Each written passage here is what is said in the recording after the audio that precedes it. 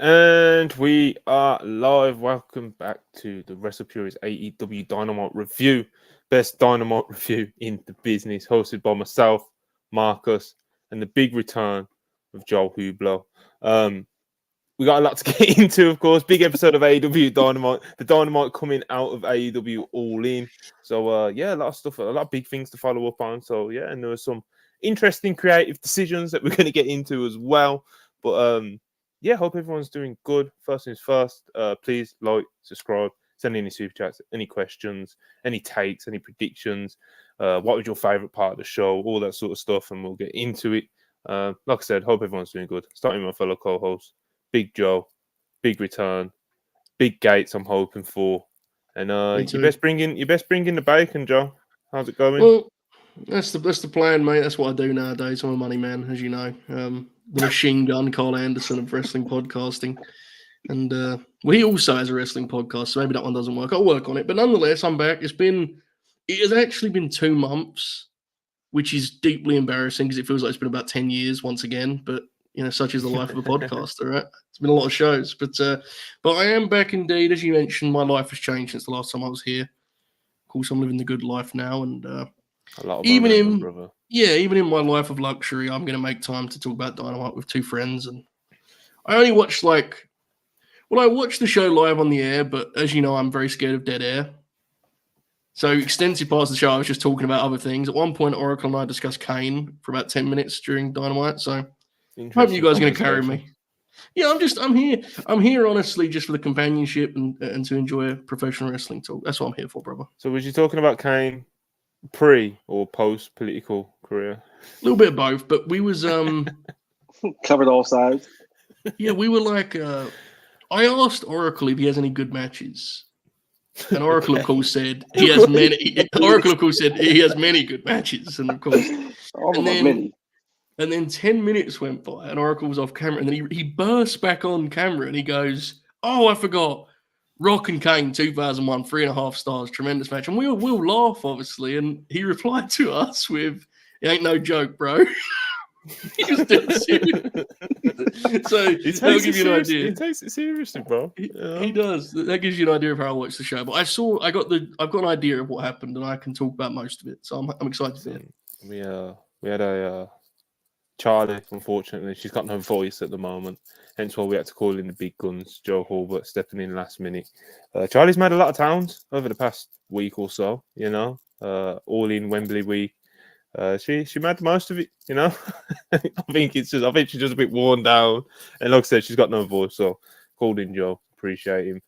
Marcus, always reliable, always here, ready to talk Dynamite. What's going on with you? A whole lot, man. You know, it was a really enjoyable follow-up show to All In. Mm-hmm. But the most important thing of the day, Joey, he's home, big home. Came back a richer man, back in the territory, ready to slap on a couple wrist holds, throw a couple kicks, get some hot tags in. Man, this is the best day of my life. Home.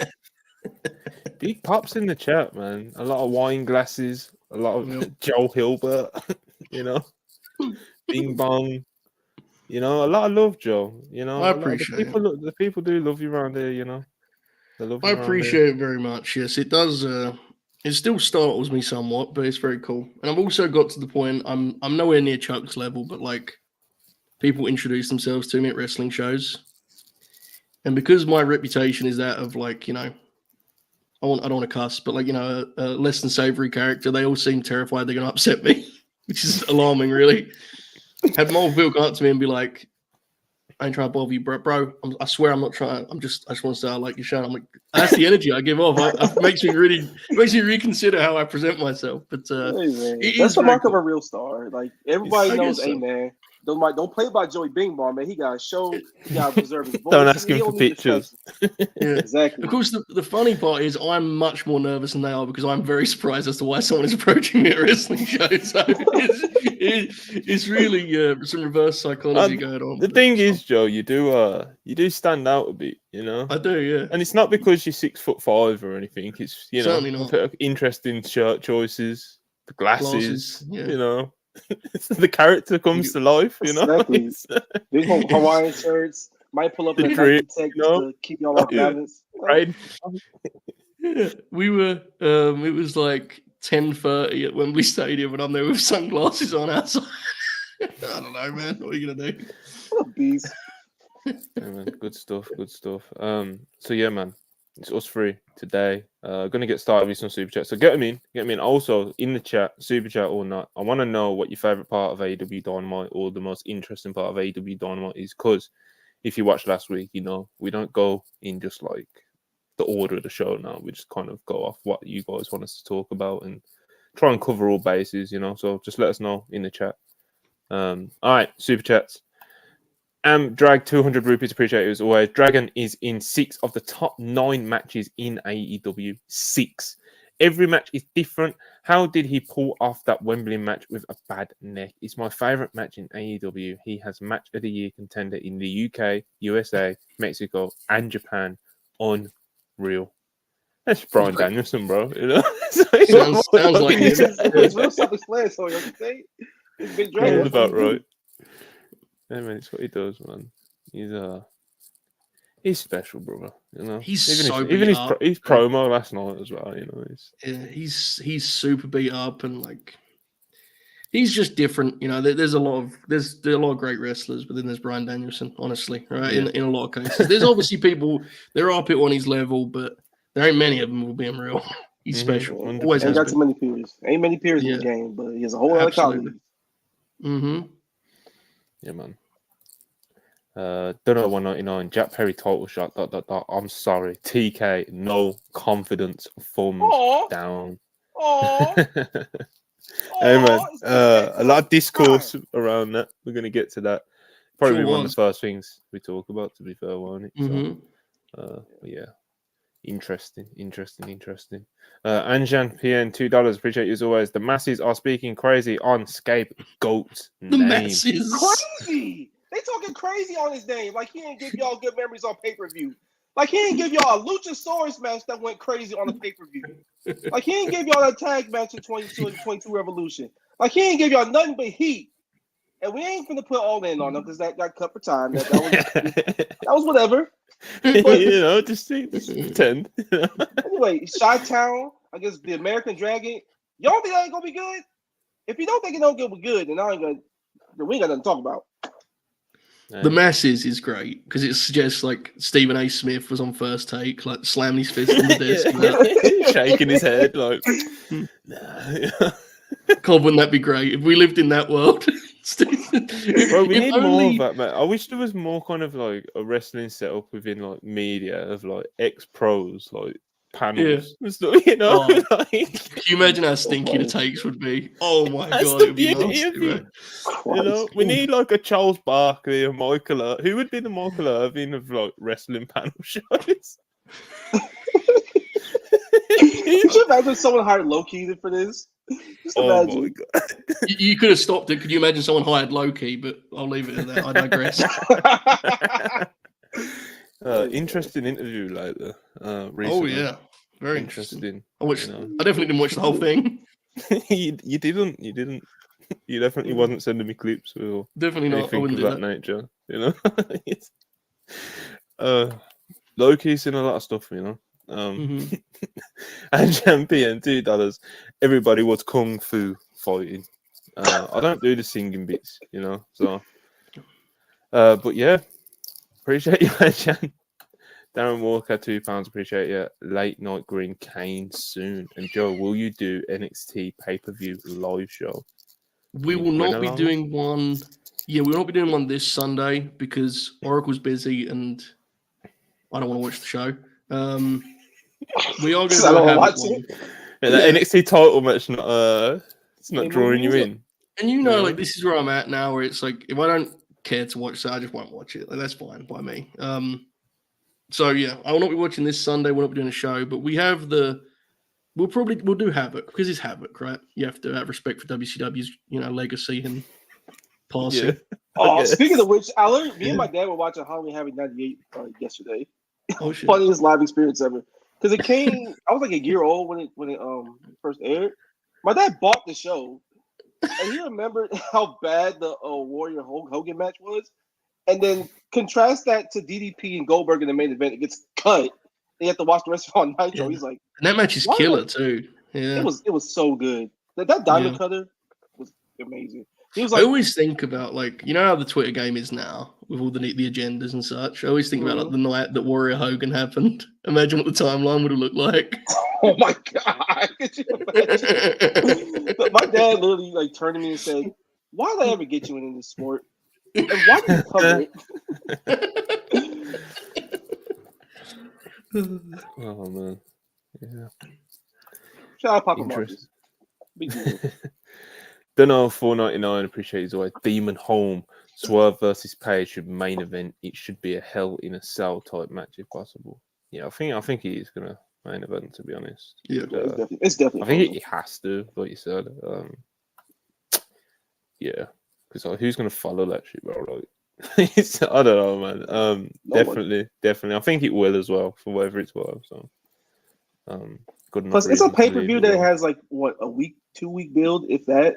And this is the hottest feud in the company. You don't even need to really do anything nuts. Just say we're wrestling all out, and there's your main event. There you go. You tried to spend $5. Had to crack open a Barolo for this one. What's that? I don't know. I guess it's wine. A beer? Some Maybe wine. I don't know. Probably wine. The problem with my wine bit is I don't drink wine at all. I don't drink alcohol, let alone wine. So, no, it's fine. It's all work, right? That's it's a gimme. Yeah, just pull back the curtain every so often. Yeah. Black Yakuza 94 $5. Appreciate it as always. I don't even like Jack Perry that much, but it's crazy to assume that he can't hoop. Him versus Dragon is 4 stars at worst. I mean, how are we feeling on that? How are we feeling on that? 4 stars at worst. It's the match is going to be good. It's not a terrible line, is it? No, no, I don't think it's far off at all. I think the match will be very good. I'll be stunned if the match isn't good. I can't pretend it's a match that I'm like dying to see because I'm not, to be honest. And part of that is my own fault because I just did the maths in my head and assumed Christian was going to be working Dragon. That's like on me, that was just where my brain went immediately. And obviously that's more to my taste. I think it'll be very good. And I do think, I agree with Marcus completely about Jack's pay-per-view resume. But I think as this version of himself, if you believe in Jack, this is a chance to give him a chance to have a great match, right? Like an actual announce him. But yeah, I think the match will be really good. I don't know if I'm like locked in on it as an attraction necessarily, but it's subjective, right? Yeah, I get what it's a fun filler defense on a pay-per-view that has a 2 week build, and it's not going to main event. Bryan's obviously going to win. It'll be entertaining. It'll be very good. And if Jack Perry can have a great match or even a good match with Bryan Danielson, then we got a whole other problem. Yeah, and you hope big problem. The best case scenario is it's like an actual great match, right? That's like that gets big time hype, and then you can actually give Jack. Because since he came back, how many singles matches has Jack even been able to have since he came back? Not many. Like hardly any, right? He wrestled Dustin, which was good. Oh yeah, he wrestled Dustin. Marco he wrestled Darby, which Marco, and he's done a couple of squashes. So it's like hardly any singles matches. So it's a huge opportunity for him. Chicago's obviously going to be hot for it. The only thing with the Chicago deal is I hope it doesn't become like. I hope we don't get that deal where like their audience is arguing about CM Punk for the entire match. Split crowd. It could be a good atmosphere, but it's a Bryan Danielson match, dude. Like, hopefully it's just like heel heat. Hopefully, I don't think it will be because I think most of the AEW audience doesn't like Punk. So it's like that's the only thing I worry about. Worry's too strong.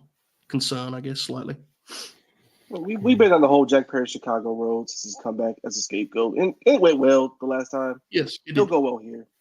I think so. Yeah, I think it'll be very good. So I think since that seems to be the subject in the chat, Mom's brought up, and what we've already kind of started on, we'll kind of start there with Dynamite. We'll start with the main event segment. Let's do it.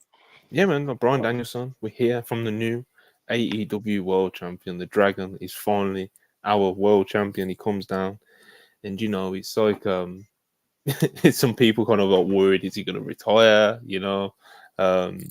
What's next for Daniel? What's next? Said Daniel Bryan. Felt like JR for a second. Then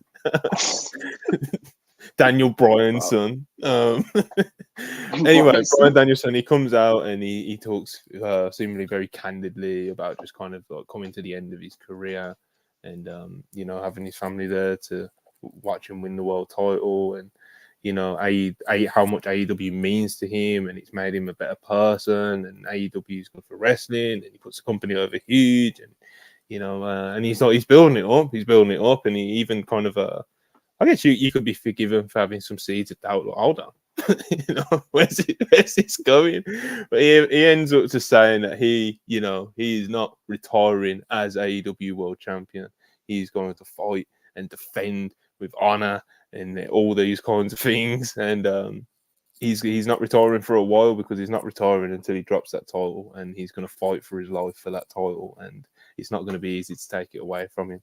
And he was calling all challengers, whoever wants to come to the front of the queue, make your voice heard, and jump to the front of that queue. And after this big kind of almost like deep emotional promo from Bryan, it's like Jack Perry pops on screen, which to me it was such like it gave me a bit of whiplash, because it was just like Bryan speaking super like candidly and just like trying to come across like super honest and stuff, and it was just like Jack Perry, like it was something. And Jack Perry cuts his promo about he's coming for Bryan basically, and the Titantron goes off. He takes up Bryan from behind. Dynamite closes with Jack Perry holding 2 belts up, the TNT Championship, which he has created himself, and the AEW World Championship. A very terrifying image for some people, and it looks like that's going to be the AEW All Out World Title match: Jack Perry versus Bryan Danielson.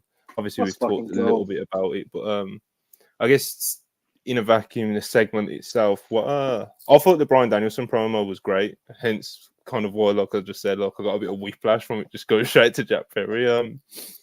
But yeah, I thought kind of, I guess if you're gonna do it, not a bad way to kind of start it off. You've only got a week to build the match. I mean, it's literally next Saturday, so it hasn't been made official yet. I don't know if they're gonna add a stip. I guess I doubt they will because they're doing the Hangman Swerve Cage match as well. So Jack Perry, Bryan Danielson, main event segment.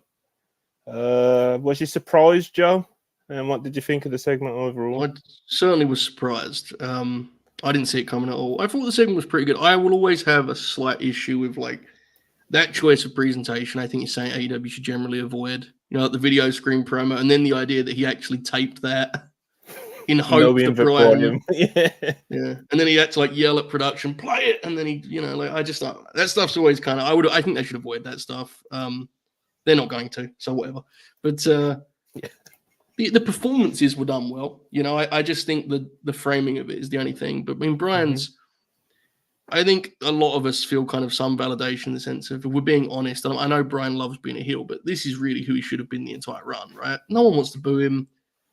He's everyone's wrestling face. Like, he's their hero, dude. It's Bryan Danielson. I think it's great to see him finally. Company like AEW, bro. Yeah, man. I think it's great to finally see him be that guy. I remember when he came back in Chicago last year, he kind of was that for like a minute, and then he can't help himself. He worked with Eddie and wanted to turn himself slightly back again. I get it, but it's great to see him be that guy. Jack's promo was good, but presentation-wise, sometimes I think they could be a little bit more picky about the way they do things, but it was a good piece of business. I'm not, as we just kind of discussed, I'm not super like desperate to see it. I think it'll be very good, and I think it does make some sense. And to their credit, they set up with Jack pinning Dragon at in Vegas, right? It's like, it's not like it's just sort of, it made a little sense once they did the groundwork for you. So yeah, I'm fine with this, I think. You think? I think I'm kind of, because I'm trying to figure out how much of my immediate disappointment was that I just thought he was going to wrestle Christian, which is, again, that's my fault. That's very fair as well. I really wanted to watch him wrestle Christian. It's just, he's still gonna. Maybe. We don't know when, but it will. Yeah, maybe. Yeah. Soon come. All right, Marcus, Scapegoat. He's got his big title match too about Jack Perry. How you feeling about the segment, and I guess touch a bit more on the upcoming match? Let's fucking go. 2 Scapegoat is what I need in my life, baby. But no, like Joe said, you can be a little particular about how they chose to like present it and everything like that. But the actual promo itself and what Jack actually said was sound. It was solid. They use sound logic, which is something I always harp on when it comes to justifying title matches and whatnot. It's like, yo, last time we wrestled, I pinned you. I pinned your number one contender. I beat your number one contender at All In. So, and you offered an open challenge, so I'm here. Let's go. And like it or not, the future of this company does rest with a young guy like me, which is something that he probably should be going forward with the scapegoat character, and just be melancholy ass Raven with a ring set. And the actual attacks, the prize attack, I was like, okay, I see you. They were like, what the fuck's going on? 2-belt scapegoat. And by the way, Scary I do image, very brother. much cry. You know what? Scary Cry. image, brother. Scary how? Scary in that, oh shit, Jack Perry sucks, or scary in that, damn. I don't know. There's layers to it, you know. It's just a scary image, you know. Strapman, we all got, we know what, Monty. We all got sacrificed, and your opinions of Jack Perry are just going to be sacrificed here too, because it's going to be a dope match next Saturday. I'm locked in. Chicago going to be locked in. We're going to turn the AEW championship. We're going to do some smelting to that too. We're going to sacrifice what that belt look like as well. We're locked in. Let's go. Okay, so I guess we're. Do not change. Actually, for real, do not change with the world title. Like, that's a beautiful belt. TNT, do whatever you want with it. Don't fuck with the world title. He ain't winning. Anyway, I know he's not winning, but still, if in kayfabe sense, maybe. So, like when it comes to Jack Perry, I really like Jungle Boy. You know, I thought he was a really good up and coming babyface worker, really good in the ring and stuff. I've not been able to buy into his heel work in ring like at all. He's become like a better promo and a better character and stuff, and it's something that he's obviously embraced. You know, I won't say he's like a great character or anything, just kind of better promos and stuff than where he was at before, because he was like super raw in that sense as Jungle Boy. You know, But like I said, I really enjoyed his in-ring work. Obviously, he had some great tag matches. Marcus listed a couple of them at the start of the show. But like I said, as a heel, it's just I just can't buy into it. I just don't think I don't think he's had any like great heel performances since turning heel. He's had some glimpses though, like in the Shota Umino match at Windy City Riot. The Marco Stump match, funnily enough, I thought that was pretty decent as well. So there has been glimpses of something, and as I think Joe said, it's like, hopefully Bryan can like fully like just fucking unlock it, you know, on that one night in Chicago. It seems to be a really good setting for it. So I am hopeful for the match. That being said, we only have limited Bryan matches left, bro. You know, and it's like we're giving one. Do we though? Like, do we actually though? We're all friends here. Bryan's a sicko, dude. He's gonna be around forever. He's not gonna leave us. Yeah. We'll get that neck right and he's gonna come back. He's got to go have that surgery. So it's like, unless it's completely working us, like completely, which would he will go and have surgery. I just think, I don't know. I think his version of part-time will be hilarious, to be honest. I think he'll just regularly show up. Just wrestle the same amount of matches he did before. Although I can understand some of the motivations, obviously it being in Chicago, Jack Perry being someone that they obviously believe in as like someone who can emerge from like the mid-card upwards. So like I understand some of the motivations behind it, but I still just think it's just interesting. It's an interesting choice. But I think it will be a good match though. Like I said, I think Bryan will unlock his best heel performance yet. The atmosphere, hopefully it will be beneficial to the match. And Bryan is obviously like the greatest. So I'm hopeful. I think the match will be good. So we're not that far apart, to be honest. I'm with you on I prefer Jack as a babyface, like considerably as a babyface. In ring, again, to be clear. But yeah, I get what you're saying. Yeah, it's so funny. He talks about the sacrifice. He sacrificed being like an absolute spot fest guy to being a really good promo. So I mean, he takes some, you get some. But like, I'm also a bit of a sucker for like world title versus mid card title championship matches, because it does show there's levels to it. Like the world champion is arguably the greatest wrestler that's ever walked this damn earth, and then the mid card champion is Jack Perry, which is where he should be at this time. Be a good match, but the world champion's ultimately gonna just show why he is who he is. And yeah, the mid-card title was cool. It matters to him. But make no mistake about it, the world championship is the most important title in this company, and he's going for it. I like that. Yeah, I agree. I think they need to establish some hierarchy with the belts too. So I agree with you on that. This will be interesting. The way this match comes off will be interesting. I wonder how we would be talking about this if the Wembley coffin match was like a home run. You know, Yeah. I just wonder. Yeah, like, obviously that would definitely affect things. Like because if I they thought it had- was. Yeah, I really Bro. was confident they were going to tear it up, and it just didn't work out that way. I wish I could drag my girlfriend on camera if she was still here now to like because obviously it was on at a normal time in the UK. So my girlfriend was at mine on Sunday and was watching the show, and she saw me get fired up for Darby's match and stuff, and it was just kind of like it just kind of happened, and you know. Yeah. it Like, got I literally cut turned short, as around we and I already turned know, back but- at the screen and he's in the coffin. They're like, "Wait, what? It's over already?"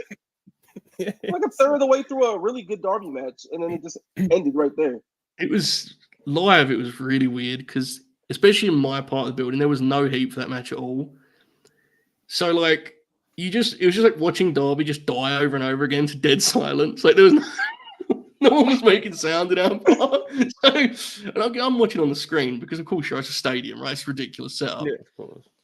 So like, there's no sound to it. I'm just watching Darby fall off things and just sort of get violently, bluntly brutalized, and then he gets thrown in the coffin, and there was no sound whatsoever from the people in my part of the building. It was And then very Sting funny. comes out. And then the place went. It's Sting. I mean, yeah, the place exploded for Oh. Sting. So yeah, In a very sick way, it's like kind of a wild way to move him off in the TNT Championship, just let him die wrestling for that, and then move on to the world title.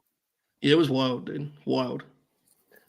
I do understand. I kind of when it comes to like the mid card versus world title thing, I kind of understand both sides. Like Marcus's argument, I think is perfectly sound, and some people obviously just like they'd rather have two total defenses on the pay per view, you know, and obviously that's pretty easy to understand as well. So, obviously, like I've already said, bro, interesting choice. Got a super chat from Big Hundo. Appreciate your $2. I want Danielson to hit a go to sleep on Peru. Please, Don't don't, do it. please. Don't Let's do just that, not though. do it. Don't do it. It would be Anaconda funny, voice. I think that stuff will absolutely be in the match. So I think you're going to prove to be correct. But that's my kind of concern is that it's just going to become like, we'll see. Brian's he's much smarter than I am.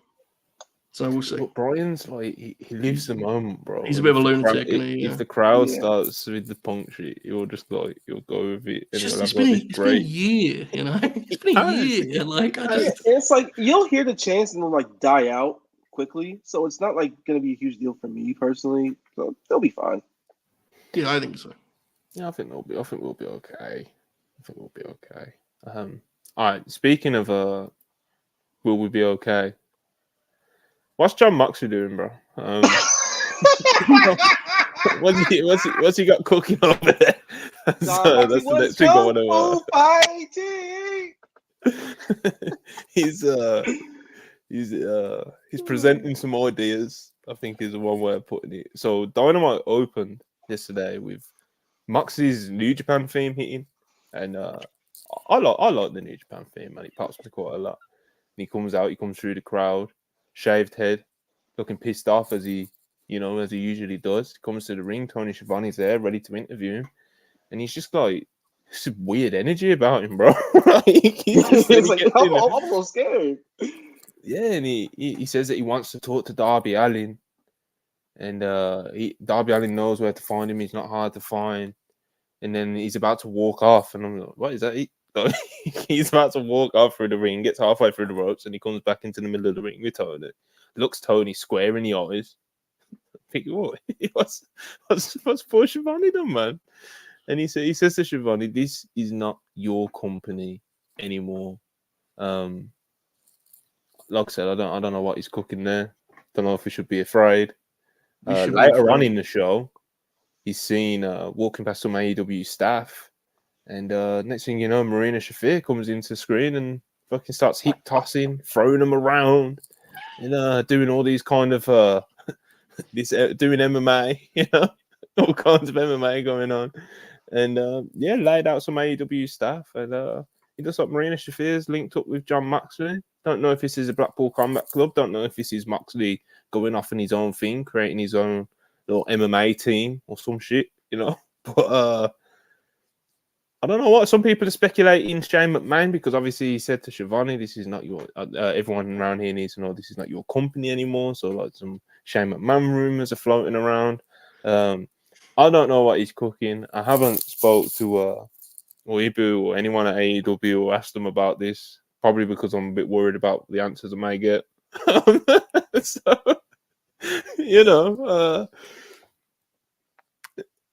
Joe, Mm-hmm. how we feeling? This is I think this is terrifying, to be honest with you. I think this is absolutely terrifying. I honestly do. I think it's terrifying. Because I think there's a real chance Shane McMahon's coming in. Oh no. And I think there's a real chance that's happening. I think Josh Barnett is 100% coming in, which is less alarming, but is equally funny, I think. Less of a draw, though, brother. Maybe. Come on. Probably. Yeah. No, there's no way. No. Please, no. I want to be clear, folks. I don't know. I found that line to be alarming. I want to be completely real. I sincerely did. So we'll see. Moxley's delivery was good because it was like totally non-wrestling promo, right? It was just like he seemed insane. It was very good. And it was a good like hook to start the show. And I don't mean this to knock on Marina Shafir, because I'm glad Marina's getting a thing to do on the show, but it's an alarm bell for those of us that aren't super into like shoot fight mocks, right? Because Marina is very much in that mold. I think Josh Barnett will be in the coming weeks, and make of that what you will. That's not a scoop. That's just a guess. So, in short, quite worried, aren't you? I am actually, yeah. And I never am. Anyone who's never seen me on this show before, I very seldom would sell that anything like that. But I'm concerned. Yes. Marcus, man. We got to save Marcus, bro. What's going on, man? What are you making of all this? This is a nightmare. This is an absolute nightmare. I don't want to see Kung Fu. I don't want to see nunchucks. I don't want to see John Woo cosplay. I don't want to see Cobra Kai cosplay. I don't. No, stop. Mox, watch Terry Funk. Watch 89 Terry Funk. Watch Wrestle War 89. Watch Chi-Tai Rumble. Watch the Great American Bash. Just be angry, pissed off OG John Moxley. I don't need... First of all, he just comes on screen. Like, I was a complete jump scare to me. I was like, wait, what the fuck? What's going on? John Moxley? And there's my dad in the background. You hear me talk about the Great American Bash. He was there. Anyway, he comes out dressed like Skinhead Kim Possible, and he just grabs a mic from his body. Now, I will give him credit. The promo itself was fine. It was good. I was intrigued. They didn't give a whole bunch away. It was like, okay, let me see where this goes. He actually came off incredibly angry and pissed off, like he was going to kill somebody. And then all comes Marina Shafir later on the show. I'm like, oh, our greatest fears and our greatest triumphs usually are there at the same time. And there it was. We're getting shoot fighting. We're getting grapple fuck in the main event. We're getting... Do you think if he was like 10 years younger, he'd try and take like a fight? Like try training for a fight?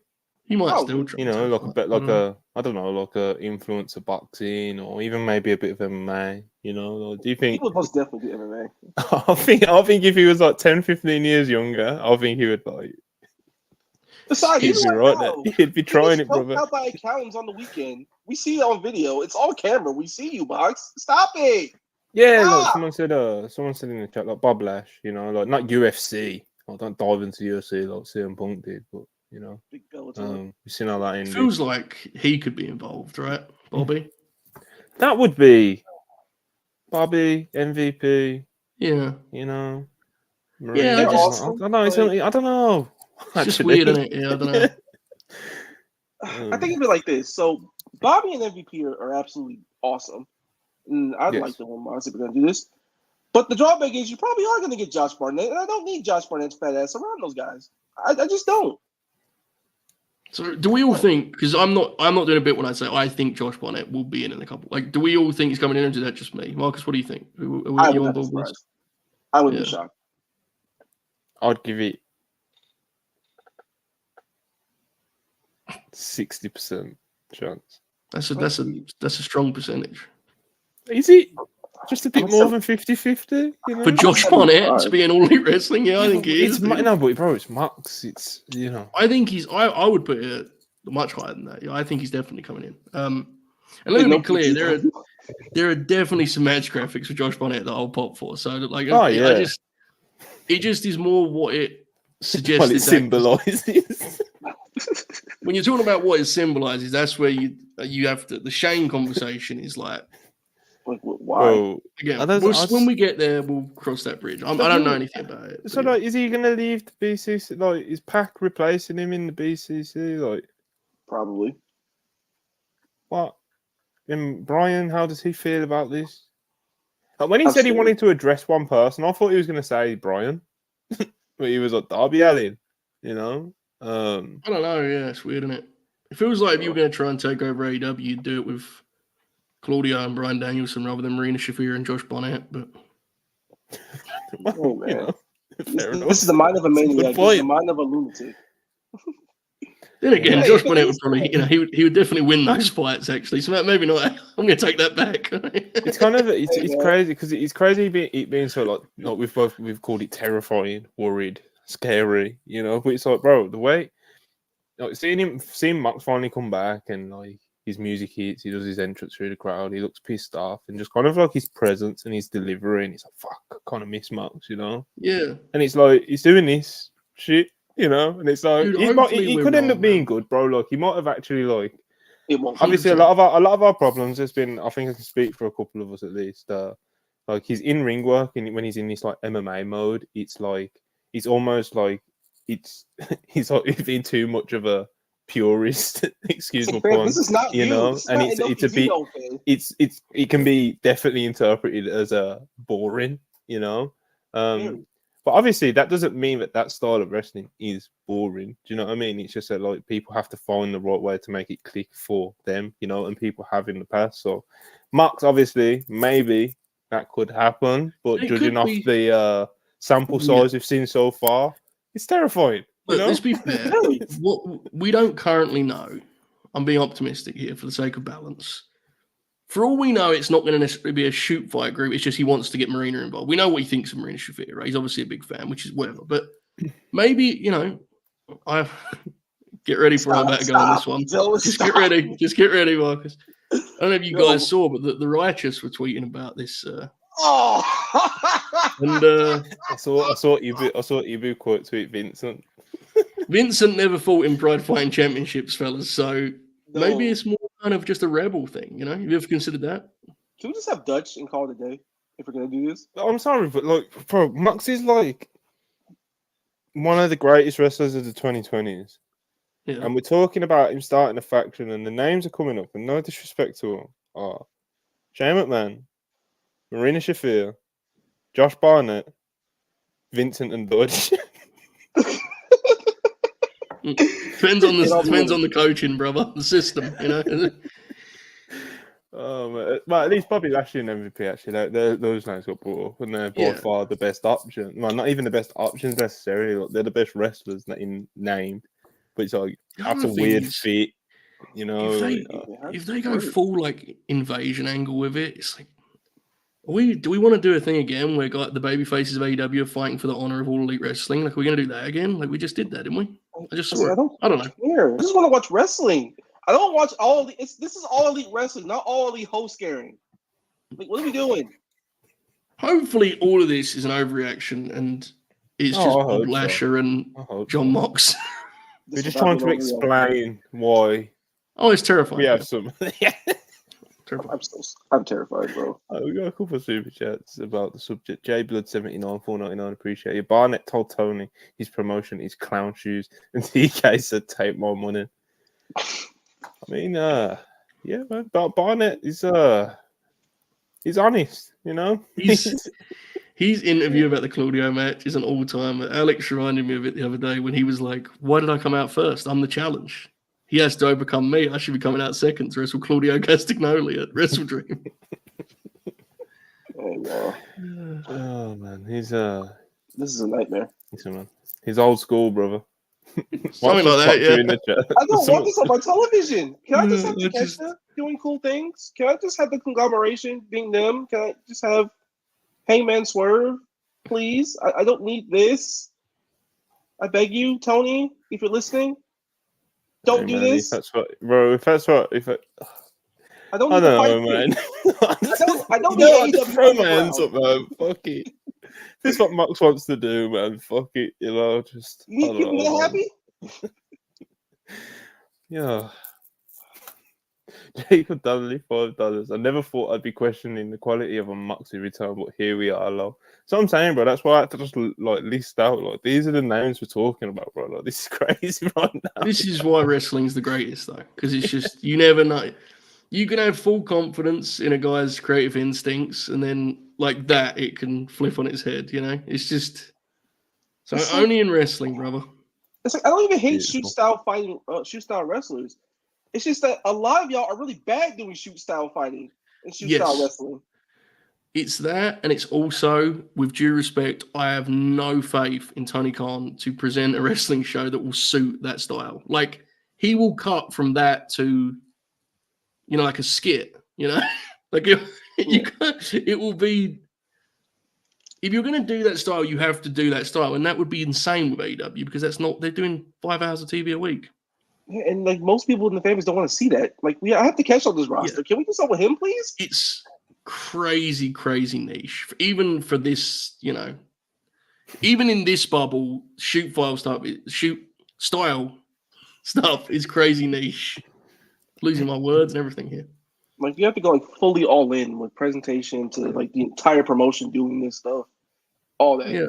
Just to really work. It's just Vincent on the tail of the tape. Oh God, it's great. I mean, I know I presented the righteous as like a positive direction, but my genuine reaction to them tweets. I know Iva was like, "Oh, it's over." My reaction was like, "Oh, maybe it isn't going to be a shoot fight group." That was my earnest reaction. Was like, maybe they're just going to be kind of crazy guys. I don't know. Oh dear. Until we see a Dutch wrist taped up,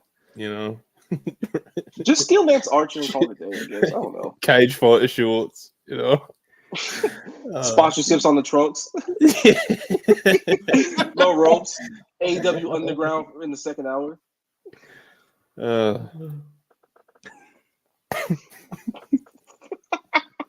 This is gonna be a disaster. Mike's gonna end up on Joe Rogan's podcast next week. Imagine that Rogan becomes a big Graps fan.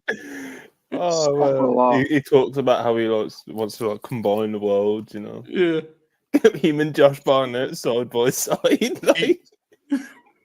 Oh Jesus! If I want to watch MMA style stuff, I would just simply watch Rampage Jackson. Simple as that. Well, that's a good point, actually. What if this leads to Rampage Jackson coming in? Do we then pivot and say it's actually good? Yeah, 100%. Shamelessly, I'll delete this episode of the podcast. Also, I just randomly saw there's a Stockton, California taping for Battle of the Belts. Imagine the Diaz brothers. Oh, Nick Diaz. All right, hold on. We're getting somewhere now. Nick Diaz jabbing Dax the Axe in an AEW tag team match. Like, as best as it's going to be the funniest thing they've ever done, at worst, it's going to be like Nightmare Collective levels of bad. Yeah. You remember Junior Dos Santos? Yes.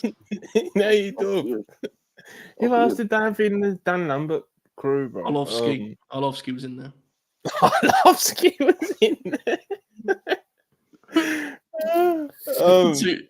Bless them, they're both obviously legends, but like neither of them had any relevance, and they were wrestling on like Dynamite or whatever. JDS, man, I love JDS as well, bro. Oh, I like Arlovsky a lot, but he's old, bro. Old school. He's been around. He was around for a long time after his prime, but his prime was a long time ago, bro. Yeah, almost 20 years ago. Ridiculous. Yeah, probably over. Yeah. We're in fish hooks in box. We got any more mock super chats? Shane O'Mac, €2. Just let it play out. No. What are the percentages on Shane at this point? Genuinely, what's everyone's percentage? I think I'm not saying it, bro. Like I'm gonna Yeah. be naive and give Hopefully AEW not. the benefit of the doubt. Yeah, Hopefully not. because I thought if they bring Shane in, it'll be like a Young Bucks thing. Like the EVPs, and this is their like new executive that they've brought in or something. You know what I mean? And you'd do that sort of thing. But the idea of him coming into like a shoot fight style group, You remember like, the underground stuff though? I know, but He bro, loves that stuff, man. he does, and He thinks he's a shooter. He does Muay Thai. Remember those he tried. clips? Apparently, Muay Thai, he he wanted wanted to Vince to buy UFC. the UFC back in the day, and blah blah blah. But it's 2024. Come on. My biggest hope in terms of Shane is I just can't convince myself that Moxley would think that's a good idea. I absolutely could see Yeah. him thinking the Barnett stuff's sick, but like Yeah, Shane, 100%. Yeah, I don't buy it, and it feels like he's going to be very hands on with this. So yeah, Don't I'm with you. underestimate the musings of a mentally cooked 38-year-old. I guess. Yeah. Put down the Barnett tapes and get off the forums and watch 89 Terry Funk. Forums. I beg you, please. I don't need you trying to think you're Forrest Griffith. You're not Forrest Griffith, nigga. You ain't wrestler. You ain't brawler. Forrest Griffin. This is wrestling. Stop it. We don't need to see. I don't need you doing Bellator cosplay. When I see videos of you getting choked out by 60-year-old bank executives on the weekends. Renee, tell them to stop. Nora, please tell Danny. I don't want to watch UFC anymore. Somebody, please. Hopefully, we can at least get some good bits out of all this. Russia 1221. $2.79 Canadian. Second hour of Dynamite with no ropes. # Kung Fu Takeover. Trying to do bicycle kicks and shit. Oh man. Karate corner style. man. AW Bloodsport. Yeah, he would be a good corner man. Daddy Magic. Sanjay. Daddy Magic would be awesome. She'd be hilarious. He's a beast, man. Shout out Daddy Magic. Bro, 199. AEW Underground don't move, y'all. It doesn't. Let me tell you what, it moves me. It moves me to get up out of my chair, go towards my television set, and press the power button. That's what it There you moves have me it. to do. Does this move us? Rosho 279. Is shoot style Danhausen moving you guys? No! What's wrong with Come you on, people? What's wrong Come on, with you? bro. Get Danhausen out of my company. Time to go sell t-shirts.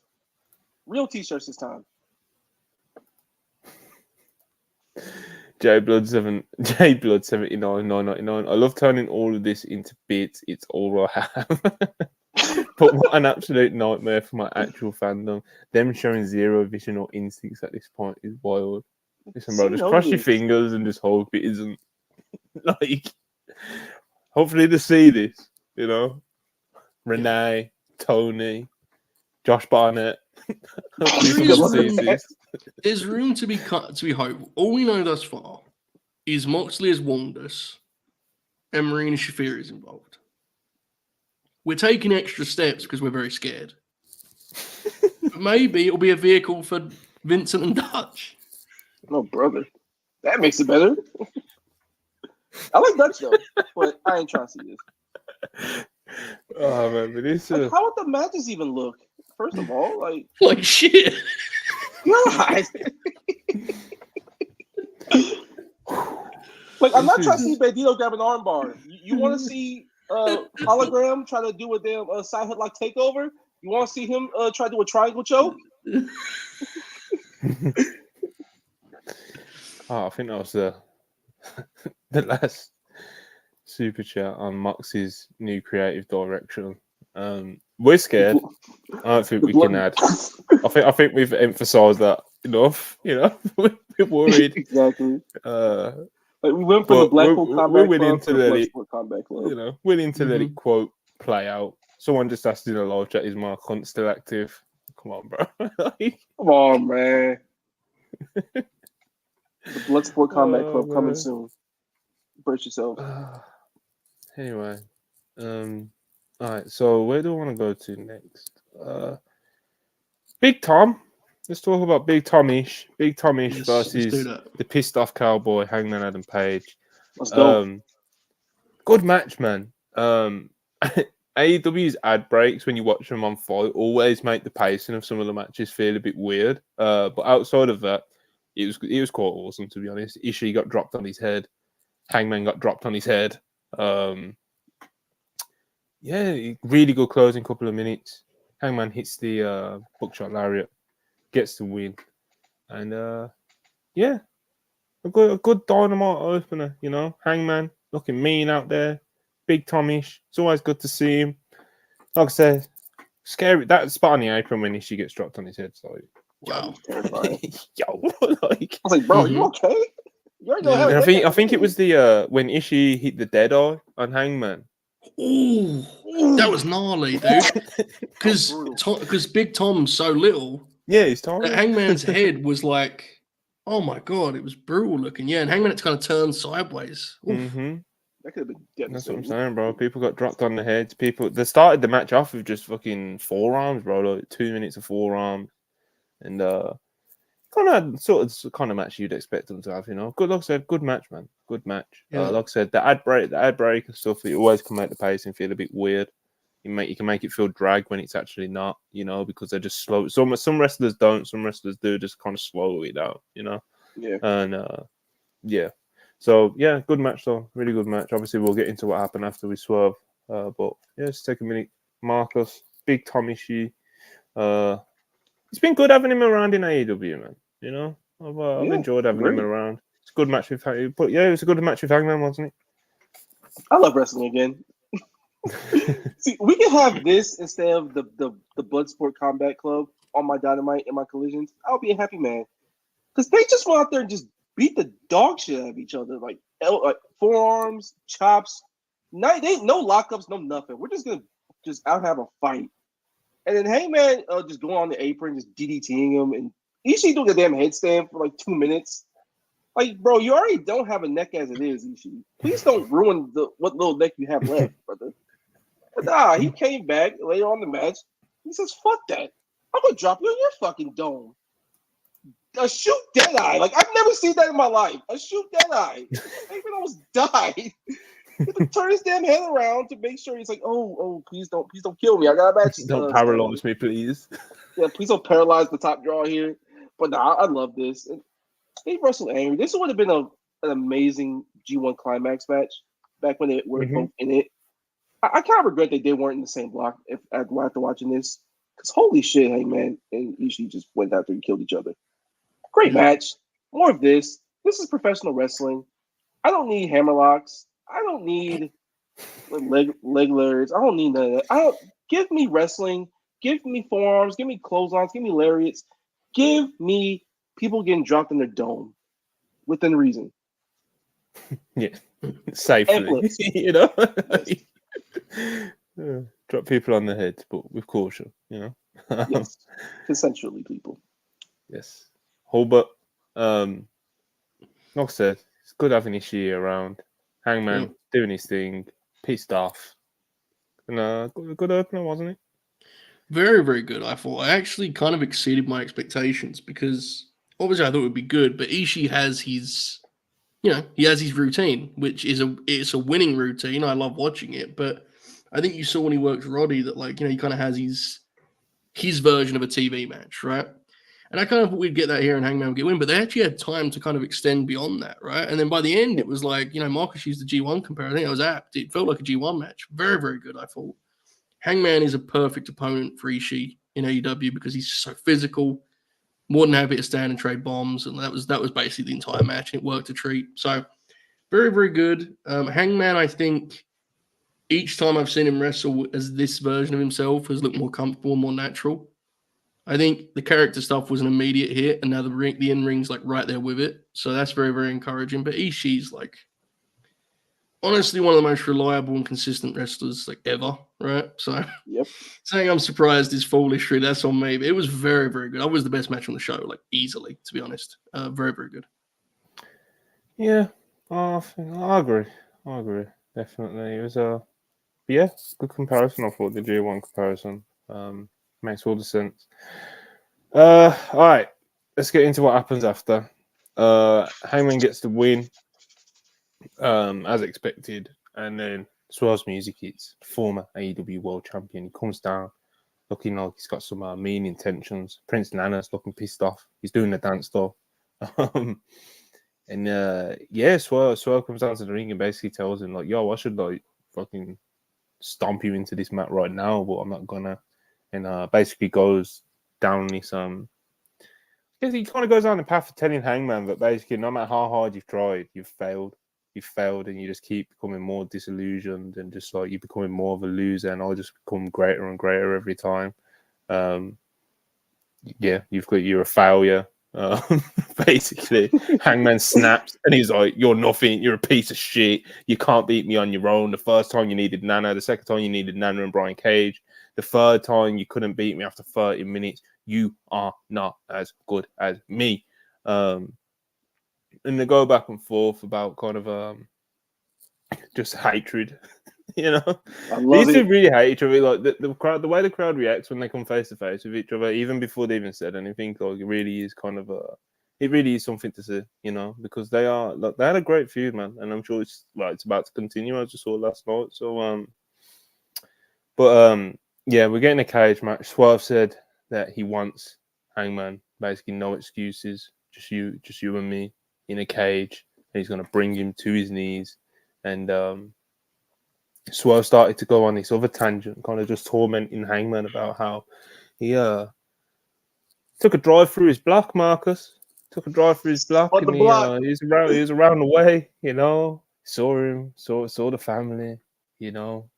And he played on it, and he was like, "What Hangman do you want to be? You know, do you want to be this lunatic, basically, this weirdo Hangman, or are you gonna be, you know, where's cowboy shit Hangman? You know, where's noble real Hangman? What man are you gonna be in this steel cage with me? What man are you gonna show your kids that you are?" And at this part, I thought Hangman was gonna snap, but he kind of just like he bubbles up and just kind of storms out the ring. And obviously he gets announced after on Twitter by Tony Khan. It's official. Steel cage match. Hangman Adam Page. Swerve Strickland. It's got to be the main event. I'm inclined to believe that it will be the main event. I popped huge, bro, when they said steel cage. It fits. Like even though this has been their fourth match, like this like fits. It doesn't feel like old brother the wrestling again. The feud obviously calls for it. It goes without saying. Anyone who's watched any of it, and there is something to the AEW cage matches. I think they don't overdo them. Obviously, they don't have to worry about doing Hell in the Cells and stuff like that. Obviously, they do Blood and Guts, but that's like a year. That's an annual thing, you know. There's no bitch has escaped the cage stipulation. Yeah, exactly, bro. So like I said, it's very important to keep the stipulation like that, like special, so like a cage match, bro. You know, it needs to be reserved for feuds in this kind of vein, you know. And I think it's a really good choice, man. I think we could be about to witness something pretty special All Out next week. So, Hulbert. I thought this was really good. I thought it was great. really good. Yeah. How was you feeling about it? I had because I was on the air, I missed a lot of the actual dialogue here. So I just caught it before we went live. It was great.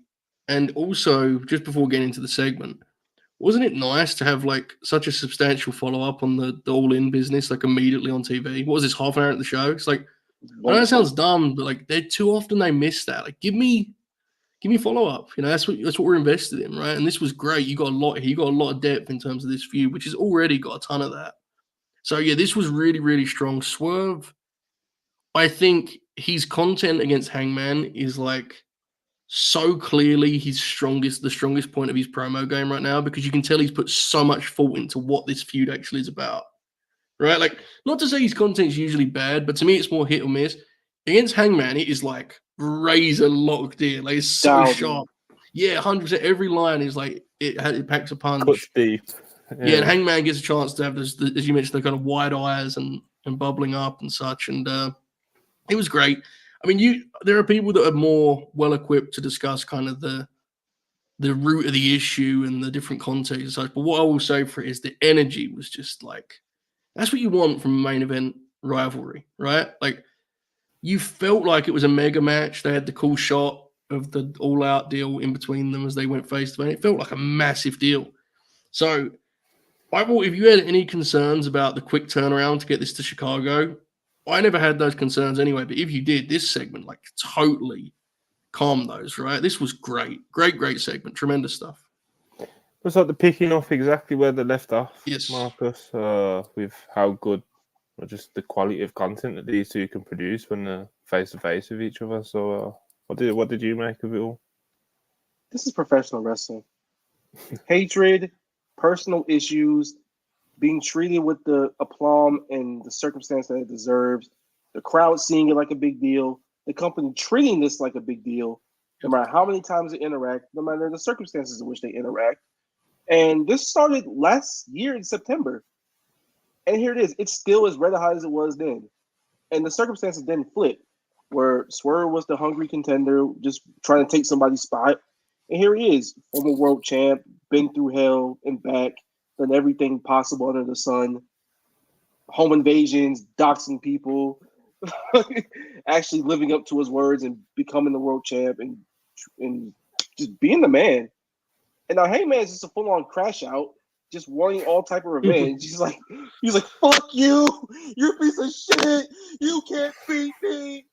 And then following up with Swerve made a whole lot of sense in his promos, but Heyman in his own ways did too. Because it's like, you needed Nana the first time, you needed Nana and Brian Cage the second time. Third time went to a draw. And Swerve's like, bro, you pissed me off. Like, you weren't even beat in Revolution. You just tapped out because as a fuck you to me. But you focused on me so much that you're far away from the championship that you say you want to get back to. And look at me. No matter what you say, no matter what you've done, I still won that title. Wasn't that your goal, to stop me from winning that title? I still didn't cry. and then everything about Heyman just being what he is, where in his mind, and if you think about it, he is right. Swerve is a piece of shit. And the more Swerve starts talking, it's like, I spoke by your block the other day. I seen you and your kids. I know that place too well. And Heyman in his mind's like, see, I told you. Sack of shit. He touched me. He spun my block again. Like, why are you cheering for this man? But Swerve to his credit, he laid the challenge down face to face. He's like, what kind of man you gonna be? You gonna be a family man? You gonna be cowboy shit? And he just walks away. So in Heyman's mind, it's like, yeah, the whole home invasion thing is cool, but we gotta remember where this whole thing started. Swerve wanted to take his spot, and for all intents and purposes, he did. Yep. And now it's Heyman internally thinking, damn, I ain't even like the whole about the family at this point. Ain't nothing about proof to the family. He's like, well, I gotta prove this to myself. I can scream to the heavens all I want. Yeah, he took all the interference to beat me. Yeah, he took all that to beat me. But he still beat you. He still won that championship. He had an amazing run. The fans love him. He took your spot, more or less. And here you are crashing out farther and farther away from where you need to be. So it's another shut-up time Saturday night. 100%. It's one of the best things AEW's probably ever done, to be honest. I think so. I think you can say that, and it's not even a hot take at this point. No. I think most people are confident that the steel cage match is going to be somewhat quite spectacular. Just like the lengths that they're both willing to go to, bro. Everyone's known for a minute Hangman's a little bit crazy, bro. But and Swerve Strickland, if you follow him on the indies and stuff, I've seen some of his deathmatch wrestling and that shit. Some of the antics that he was pulling off in the Texas deathmatch might not have surprised you as much, but Jesus Christ, Texas deathmatch was. Oh, it was ridiculous. Yeah, it's been huge for both guys' careers too. People, it's easy to forget now, but like Hangman was off by the end of that BCC Elite feud. Hangman was like back to square one again. Because the Moxley feud got him going. He felt like he didn't have a place, and that changed that. And for Swerve, let's be real, that was the feud that got him across the bridge to be in a main eventer. Like at Wembley, he was in the tag coffin deal, which ruled, but it wasn't like you didn't leave that saying he'll be the world champion. Upper mid card kind of thing. Yeah, and that feud. Yeah, it's huge. Absolutely. turn to a Probably a superstar. real step up, you know, like that's how it's supposed to be done as well. Like I do kind of wish that AEW flex the muscles with this kind of thing a bit more often, you know, where it's like, let's take a guy who's really talented in the kind of upper mid card that is like, we know we can put some, you know, we can trust in them to fill multiple spots like they did with Swerve. He's a good talent. Let's give him the ball in a big feud with one of our big stars, and if they perform, then we take him to the next level and the next level. And it's been, you can tell it's been fought out over the past year or so, you know. So it's like now I want to see him doing that with your Daniel Garcias, your Takeshita's. Right. The Feuds other are a people. huge deal. They're like Yeah, actual exactly. conflicts that we can sink our teeth into are massive. You can obviously have a bunch of like good match but didn't quite get the job done, and a lot of guys have had that. Swerve had some of them, right? Lest we forget, what was it, just over a year ago, Swerve put over Tanahashi on TV. Like, and he was just like a guy that Tanahashi worked before MJF. Like, you can have those matches, but conflicts are what we actually generally want, and there's exceptions. But yeah, it's huge, absolutely. Telling stories, brother. Personal issues, my man. They always. I haven't got the always clip, but you know, Yes. they're telling stories. There you go. So yeah, Swerve, Hangman, steel cage match. Most likely to main event. There was a few other stipulations, I believe, that were spoken about and thrown around.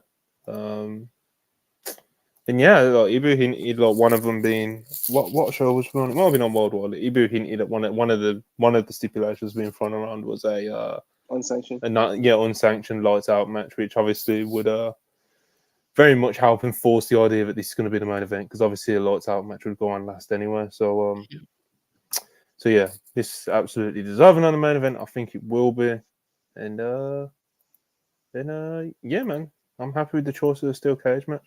Yeah, I love it because they treat the cage match stipulation so well.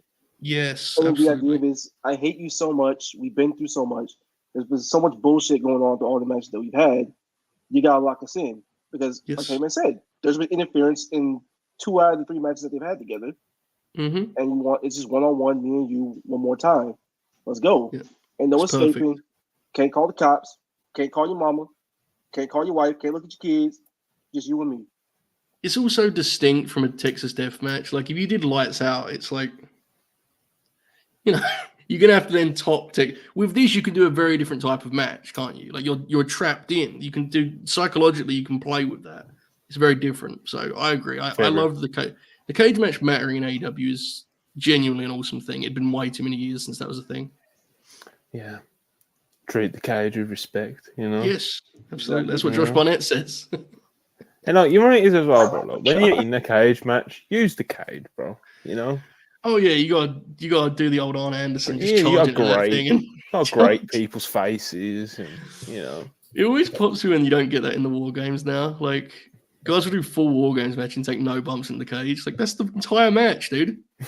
Run into the cage and then run a razor, please.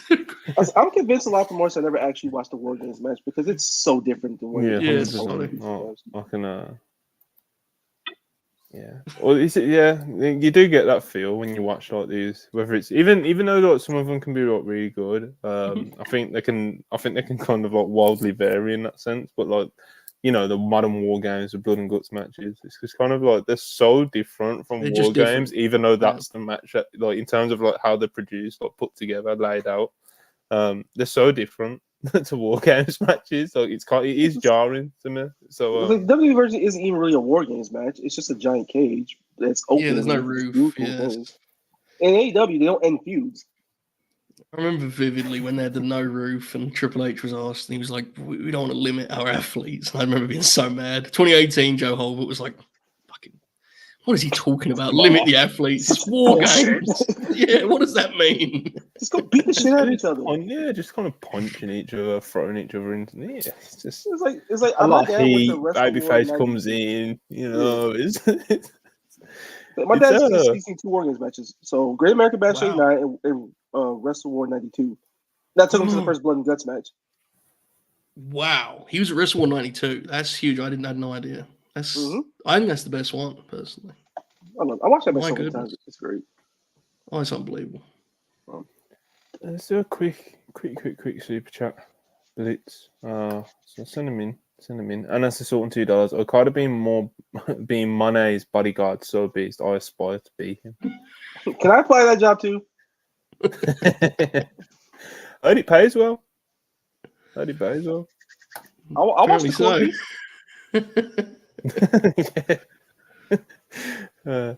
Anjan PN $2. Rod Strong being dragged into the Hook vortex. So I guess I'll stop on this and we'll kind of just talk about it quickly. Okay. What did the conglomeration get up to yesterday? So they did a backstage promo with Renee. Typical Mark Briscoe did his thing. You can imagine how it went if you didn't see it already. And then they did the big 8-man tag match of the conglomeration and Hook versus Roddy and the Learning Tree, and it was quite good. It was quite good. There was a lot of good wrestlers in this match. Obviously a lot of talk on Twitter beforehand was like, you see Jericho on a fly and you're like, fuck, and you see Jericho and Hook on the same match graphic. This is still going, for fuck's sake. And it doesn't seem like that is actually the way it's going. It is a means of starting a new feud. New feud. They saw you from Memphis. Memphis might. Yeah, man. But yeah, it seems like this is kickstarting a new feud, which is Roderick Strong and the Undisputed Kingdom versus Hook and whoever. Well, maybe Hook and the conglomeration or whoever Hook can get on his side, because in the finish to the match, which I thought it was quite shit, to be honest. It was a really bad finish. Yeah, even outside of the fact, I know a lot of people, especially Joe Hall, but very angry, heartbroken at seeing Roderick Strong tap out. But so yeah, Hook gets the red rum on Roddy, and Roddy gets to the ropes, bro. Fully grabs the ropes with both hands. Not just not you. Sometimes you see in wrestling matches, someone will kick off the rope or they'll just get a fingertip to the rope and the ref will let it go, and it's like, all right, whatever. But Roddy fully grabbed both ropes, bro. Grabbed the rope with both hands, bro. Put under it and everything. Yeah. Then Hook drags him off the ropes, locks in the red rum on the ground, gets his hooks in. No escape for Roddy, but he can get his foot under the rope. But Aubrey don't see it, bro. She don't see it. He taps out, and Hook has got a win with an asterisk next to it over Roderick Strong, and it's worse actually than you described, because Roddy's foot was on the rope and Aubrey leapt over his foot to get. Yeah, after she rang the bell, she stepped over. She stepped over the She stepped over the foot, which she wouldn't have had to step. You see what I'm saying here, folks? Who aged this shit? It was a bad finish, and let's be clear. That's that's a mistake on Aubrey's part. That part, but the finish isn't Aubrey's fault. She's just that's fine. But it's not fine. It sucks. It's just not on Aubrey. Also, what sucked was that the finish was supposed to be that Hook slid out the back and grabbed the choke, and instead Hook fell down. So Roddy just kind of had to stand there like a dipshit for a second. So other than that, it was pretty good. The match was decent. Briscoe did some red nut kung fu. Yeah, it was decent. Pretty good. It was too long for what it was, but it was decent. It's a total subjective thing. It's a biased thing. Most people won't give a shit. Roddy being in a feud with Hook is very unfortunate for my personal interest. So, same for Anjan, bro. So much so he decided to give us money to voice his feelings on it with heartbroken emojis, bro. This is deep. This is deep to our brothers and sisters, It means something. Yeah, it's one of the things I thought was very unfortunate as well was how over some of the Jericho shtick got. When he went to go for the dive and he did the high guys, and it's totally happening. It's very unfortunate. God damn you, Champagne! Why? Stop it! With the vocal minority, fuck. He's gonna feud with Mark Briscoe, bro. I'm telling you, I'm convinced he's gonna feud with Mark Briscoe. He's so jerk, and he'll put him over, but it will become with such shit. I can see it. I don't know. I'm terrified. Bryan Keith was pretty good, isn't he? It's only big bill for his size. He can Big Bill and Bryan Keith would be a sweet tag team, dude. They would be a sweet tag team. Can we just do that, please, and write Jericho off and hog time off TV? Honestly, even if Jericho wanted to do his shtick, but it was about them as a tag team, that would still be a massive improvement, right? Like that would still Massive be better. improvement because you are actively getting somebody over and actively helping multiple talents. Yes, instead of just feuding with them for 6 months or an eternity for no reason. It would help the tag division too, right? To get like as a team would be a nice team. So yeah. Do you think Jericho will ever like? No. Fuck no. It's Jericho in 2024. I ain't even asked the question. He didn't, but the answer was going to be the same, I think. No, I think you're right, and I'm not even going to ask it because there's no need, you know. But yeah, don't even bother. Yeah, Marcus, Mark Briscoe. He's on the mind. You know? Marcus, 8-man tag. What did you make of it? Are you worried about Hook? Are you over this? What's going on here? There's so many thoughts. One, I actually enjoyed the match. Mm-hmm. Brian Keith put up some buckets. Big Bill does a hell of a boss man slam. Keep that up, and he moves very well for a man's size. Like those series he got overseas where he was treated like a god. Hey man, he even got some nice reaction in Champagne too. So do something with that. Hopefully it sticks. Yeah, because he's really talented. I like him. I like the story. Brian Keith, I love him too. He looked good. He should have some snap to it. Make them a tag team and just let them do stuff because they will be a really different tag team to what everyone else is doing in that division. It would help them a lot. Hook, yeah. Jericho Vortex and no Jericho Vortex. Hook is not a good wrestler, bro. I'm sorry. It is what it is. Him, man. Well, we know you like it. I like it. It's just. I don't think he should be like someone having like focused stories on AEW Dynamite and shit.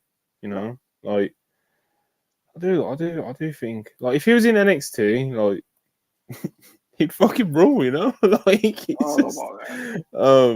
you were entitled to your opinion on that one, bro. But I don't think NXT will help him not throw a bad clothesline and fall over himself trying to do stuff, get spot to spot. I think it would, brother. You know, get A-Train, a few sessions with A-Train. You know, brother. Well, you can have that. But it's very it's created some gems, brother. You know, sure. But anyway, I do find it extremely funny they basically just swap feuds. Like.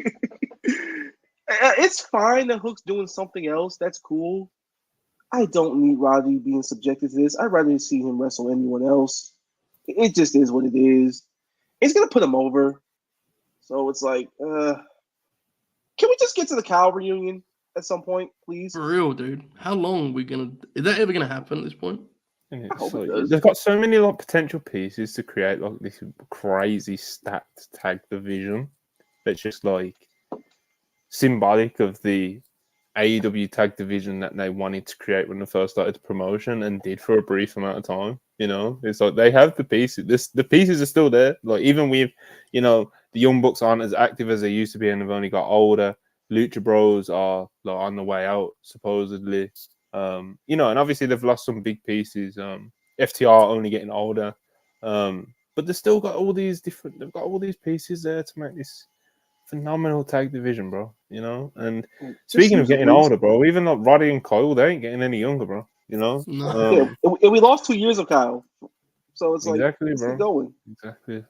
He's been awesome since coming back. Like you wouldn't think he was a guy who's just came back from, you know, being out for fucking that long. Far better than I thought he would look. Like he had neck surgery and he had no feeling in his left arm. And he's back. He looks better than ever. Yeah, fusion, bro. Yeah, fusion. But yeah, Big Bill, man, again, bro. Like just as you said, look for guys' size, man. I don't know when it comes to big guys in wrestling, you always expect like after you've seen them around for a bit and they've been on TV for a bit, like I just have this preset thing in my mind that I'm expecting them to have like fucked knees, the backs hard, they're not going to be able to bump properly anymore. You know what I mean? Can't really move. Maybe now you Big Bill, he was out there doing his thing, man. You know, he hasn't had that many matches, probably, right? I mean, I know he did the tag stuff with Enzo and Cass. He only made the hot tag, so I don't think he's taken that many bumps for a wrestler of there you is know, the era that he's in. There is something there with Big Bill, and there has been for a while. it was obvious as far back as when he did the thing with Brian Cage when they were like a team for a week. And then the Ricky stuff, he was really good. Like I think there's a lot of different things you do with Big Bill. I'm not sure the one they're currently chosen is the one I would go with, but even this seems to be getting him like back with the people Yeah, gets again. him Right? it's on the TV, bro. Like, he gets him on Yeah, the TV. That's the only good thing about it, you know. he's a Like, good piece, definitely. Yeah, for them, TV time is TV time. You want to maximize it. He's maximizing it. Even Bryan keep it to his own in his own way. Yeah, definitely, bro. He has his little one-line thing now at the end of all the promos, you know. Which is so Jericho, right? Like so Jericho. He's going to explain the logic behind it on his pod, and it would be like a 20-minute section of his. He probably already has, because I'm pretty sure he had Brian Keith on that long ago. So. Probably, this does sound sacrilege. I would tolerate this if Keith and Bill wrestled more often than they do. Yeah. Yeah, it's too much Jericho. Like, I know obviously he's the centerpiece. But you know, all right. Wilches and $2. We need Roman to call Mox and ask, "Are you okay, bro?" Yes. Someone loves Mox out there. Renee, I know you love him. His child, I know he loves him. Please, someone save him. Someone please help this man. Someone show him. It's Stan Hansen's birthday today, so happy birthday, Stan Hansen. But yes, maybe I don't know, man. Maybe we just need to show him a little Stan Hansen or something. You know, take out the MMA tapes, take out the John Woo movies, take out all the kung fu. I don't need to see Jackie Chan drunken fist in your CV, my brother. Put in the old wrestling tapes. Get a Peacock subscription if you must. I don't know. And Jean-Pierre $2. Kung Fu Mox and the famous 5 with Josh Shifu Barnett. Jesus Christ, that's drunken fist. And as a sort of $5, Pac is the realest man in the business. I don't give a fuck about your flip session with Ricochet. Catch this neck bomb. That was gas. That was so funny, bro. That was so funny, dude. Pop me huge. I love Pac. Mid takes $4.99. Temperature check. Also, what matches other than Sam Joe would you like to see Danielson have? Roddy, bro. We need the Roddy match bad. They haven't wrestled like 10 years. Longer than that. 15 years, maybe. They had like one of the best matches I think I've ever seen. Yeah, they were great. And they had that section. Alex reminded me of that when he comes in the Greatest Royal Rumble, Roddy immediately finds Dragon so he can chop the shit out of him. So Beast. We need that. Dragon in that Royal Rumble, you just reminded me. Like, he goes like an hour. we need the Kenny rematch for sure. We need Beast Mortal sounds kind of cool. Bro, I was saying, I think I said it was either Joe or Ibu, bro. I was like, listen, yeah, like, as you can tell, like, I have like, any irrational hate for the Jack Perry thing, but like, bro, imagine how cool it would have been. I know we got announced for a match just before, so obviously that killed any idea of it, but like, bro, imagine if Takeshita walked out last night. And that was his reintroduction. Yeah. Like, he just comes back from getting to, what was it? He got to the block finals of the G1, you know, so he's coming in with some heat, and you can kind of like, build a title shot, like, yo, he's come back from having this great run in Japan. He's a fucking animal, you know. Like, it's not hard to sell Takeshita, I don't think. But yeah, bro, imagine if Takeshita walked out last night as a surprise, as first challenger, you know, it would have been. So yeah, obviously that's one match that I would love to see Bryan have. Yeah, I'd like to see him, and I loved his match with Roosh. I think it's like one of the best AEW TV matches ever. To be honest, I love it amazing. so much. He's up there. If you get that on a pay-per-view with like a build, imagine that. Imagine what Roosh could do with a build. It'd be some really funny things happening. It's kind of crazy, isn't it? That part of. Yeah, because he has like the most violent matches, and there's never any depth to the conflict. It's just that's just how he wrestles. Yeah, I just want to hurt you. Yeah. Nigel McGuinness is like a genuine must, I think. Yeah, even if it's just a fucking collision main event, bro. Like, just I need that for like my soul. I nearly got emotional on fucking Monday talking about fucking Nigel coming out of Wembley. Even got Oasis for the music and everything. I was like, oh my god, we're back. That's a classic wrestling moment. Like, you know, I don't want to do the emotional bit. Monty will do it on Monday, but that is like the history in that. You know. I was joking. We did a show, and I was saying, like, I don't think there's ever going to be a Nigel McGuinness movie, but if there is, that's definitely the last scene. Mm-hmm. That shot where it goes behind him, and he's just got Wembley looking at him. That's what I'm saying, bro. Like this, yeah. Shout out Nigel, love that dude. That match has to happen. Yeah, like I said, I keep going back to the Takeshita match. There's just something about it, bro. Just fucking injury. I think what Bryan could do with his fucking this stallion in Takeshita, you know, Do some ungodly the way things. he would sell like Takeshita's offense, like brother, like that would be quite special. That Blue Thunder Bomb might rearrange the skeletal. I think another we're getting Darby, another which is good. So yeah, we need the Garcia Darby match. Yep. Another Garcia for match sure. would make me really happy. And Garcia. we need Mark Briscoe too. Yes, There's a lot, Mark Briscoe. you know. Absolutely. But we're getting Jack Perry, so you know. Anyway. Aww. That whole segment for you is just a setup. That's spiteful. incredible. You spiteful bastard! You still have to cry. Bro, I said the match will be good, man. Just let me. We get in the big Bro, five. some people today. are fully crashing out about this being the match. You know, like, It I is could have great. came on here and done like a performative bit, like I'm sure some podcasters already have. You know, like it'll be good, man. I trust Dragon. Trust him. You know. Anyway. This is interesting. Russia, $2.79. Bloodsport in the same city as Weekend and same city and Weekend as Full Gear. Man, fuck. Maybe to get Dan 7. Oh no! Come on. Come on now. A bit of Dan 7, sweaty t-shirt. Please. You know? Please, no, please. I just want to watch wrestling. I don't want to do this. That's the only element of it that could pop me, and it's completely like ironic beat based as well, like just old MMA dudes that pop me showing up. You know, It's like I want AEW, not Inoki Genome. Big Nog showing up. Fuck yeah! Like, yeah. I don't need Bandito doing knee bars. You know. Listen, if you can get Fedor in, you know. Oh my god! I find the only if we can get some of these Pride guys in, you know. Shogun Hua. Minoru Suzuki, the King of Pancrase. There you go. Yeah. Oh god, they might actually do that. Bro, did you see the picture of Thekla and Bob Sapp? Oh my Yeah, god. I did. Yeah. Bob looks exactly the same. It's insane. It's terrifying. Bob's a beast. I can't lie. I love Bob Bob Sapp. Sapp, man. Jesus Christ. He was a mega draw in Japan. Yeah, I was going to Good say, he God. drew some money, brother. He drew some money. Certainly did. My goodness. Yeah, man. Let's compose ourselves. Definition of an attraction at the time. Literally. Indeed. Bro, terrible fighter though. Bro, 199.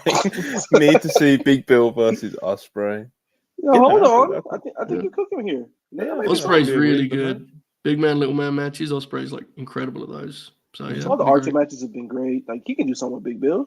Oh, Yeah. man, the arch matches don't miss every time. Black Yakuza $94 Roman Seth and Renee got to have an intervention with Marks. I'm afraid it's too late. It would be so funny if, like, next week we find out this angle has nothing to do with any of the stuff we fear it will. You know, it's just Marina in the Blackpool Combat Club. Try to bring them back to the roots. Just a Marina Shafir push. Yeah. That's it. Just completely harmless, you know. The Derby part of it is kind of weird, right? Like, what does that mean? There's a part of me that's like, okay, they've had some great matches in AEW, and they have a relationship. Like Darby knows. If it ends up with Darby being like took to that next level, then sure, I guess. But at what cost? Mm-hmm. At what absolutely. cost? Fair question. Like Very that's fair question. Darby end up winning the world title at some point. Sure, sacrifice. We gotta make them sometimes, brother. You know. Yeah, live by the words of Jack Perry. These questions always pop, man. Brother of 499. This one's mostly for Joe. Apparently, the Moxley idea is based on Romper Stomper with Russell Crowe, which is insane. I haven't I've seen not that seen film, this film. but they're I've seen that, I'm pretty sure they're Nazis. So Seems he bad. did dress. Well, I mean, given Mox's attire, he did look like Nazi Kim Possible. So, you know, I could be wrong on that. If I'm wrong, I apologize to Romper Stomper and John Mox. So I'm pretty sure like a Nazi group who like comes to. I don't know. I'm gonna stop talking. 'Cause I don't know. I'm pretty sure. I could be wrong. I haven't seen the picture. American History X MMA edition. Jesus Swift.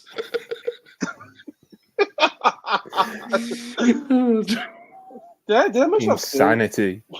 These are the directions we go down. You know, even pop with us and our audience. You know, or you know. Okay, we have an update from bro in the chat. He's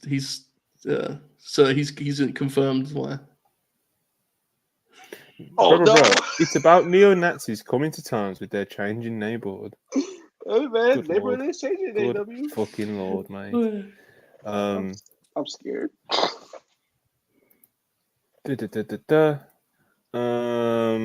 Mid takes 499. The fake Sid account is still tweeting and DMing people. That's fucking weird. Please report. Also, favorite Stan Hansen moment. Oh shit. Probably. It would be a match. Tag League, All Japan. Mm-hmm. Terry Gordy versus Tenru and Kawada. That's a great one. Unbelievable match. Yeah. Two immediately come to mind is he and Andre, just the entire thing. There's a bunch of moments within it. But it's just a single moment. The July match, July 92, I think it is, with Kobashi when he lariats him off the top rope. You know, when Kenta's like sitting in the corner. Yep. And he lariats him to the mat for the finish. It's just that is like a classic, whatever it takes finish. Yeah, Joe B, you sharing the brain. Look at that. Yeah. He created some magic over in Japan, especially with like the pillars and stuff, you know. All-time Gaijin, dude. Like he's there for like 22 years.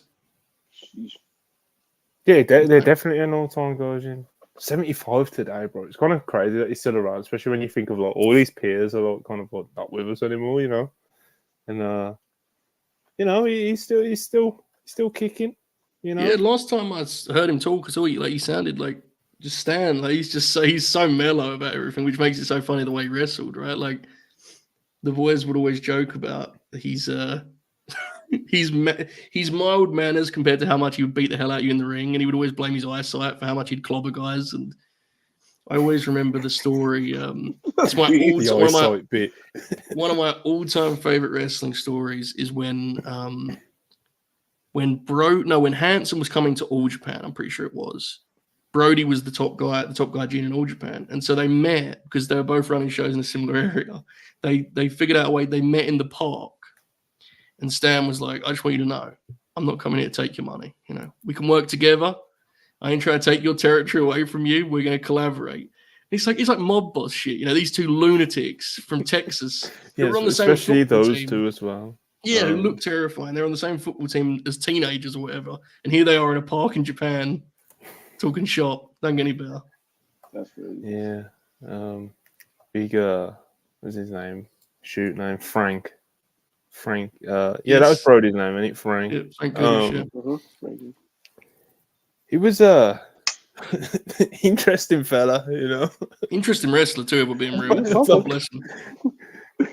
Yeah, you remember that Lex Luger cage match where Luger was so terrified of him, he just ran out the damn cage? People were terrified of him. Then, like, he would just randomly not sell for people and they'd get all confused. And like, he was such a weird worker, like, because his reputation, and obviously a lot of it, there is truth to like the brawler but he also has a lot of matches where he just would just sit in a hold, you know, he just didn't give a shit. He just didn't want to work with the guy. Like, you could see it as well. It was so blatant, bro. Like, you know, I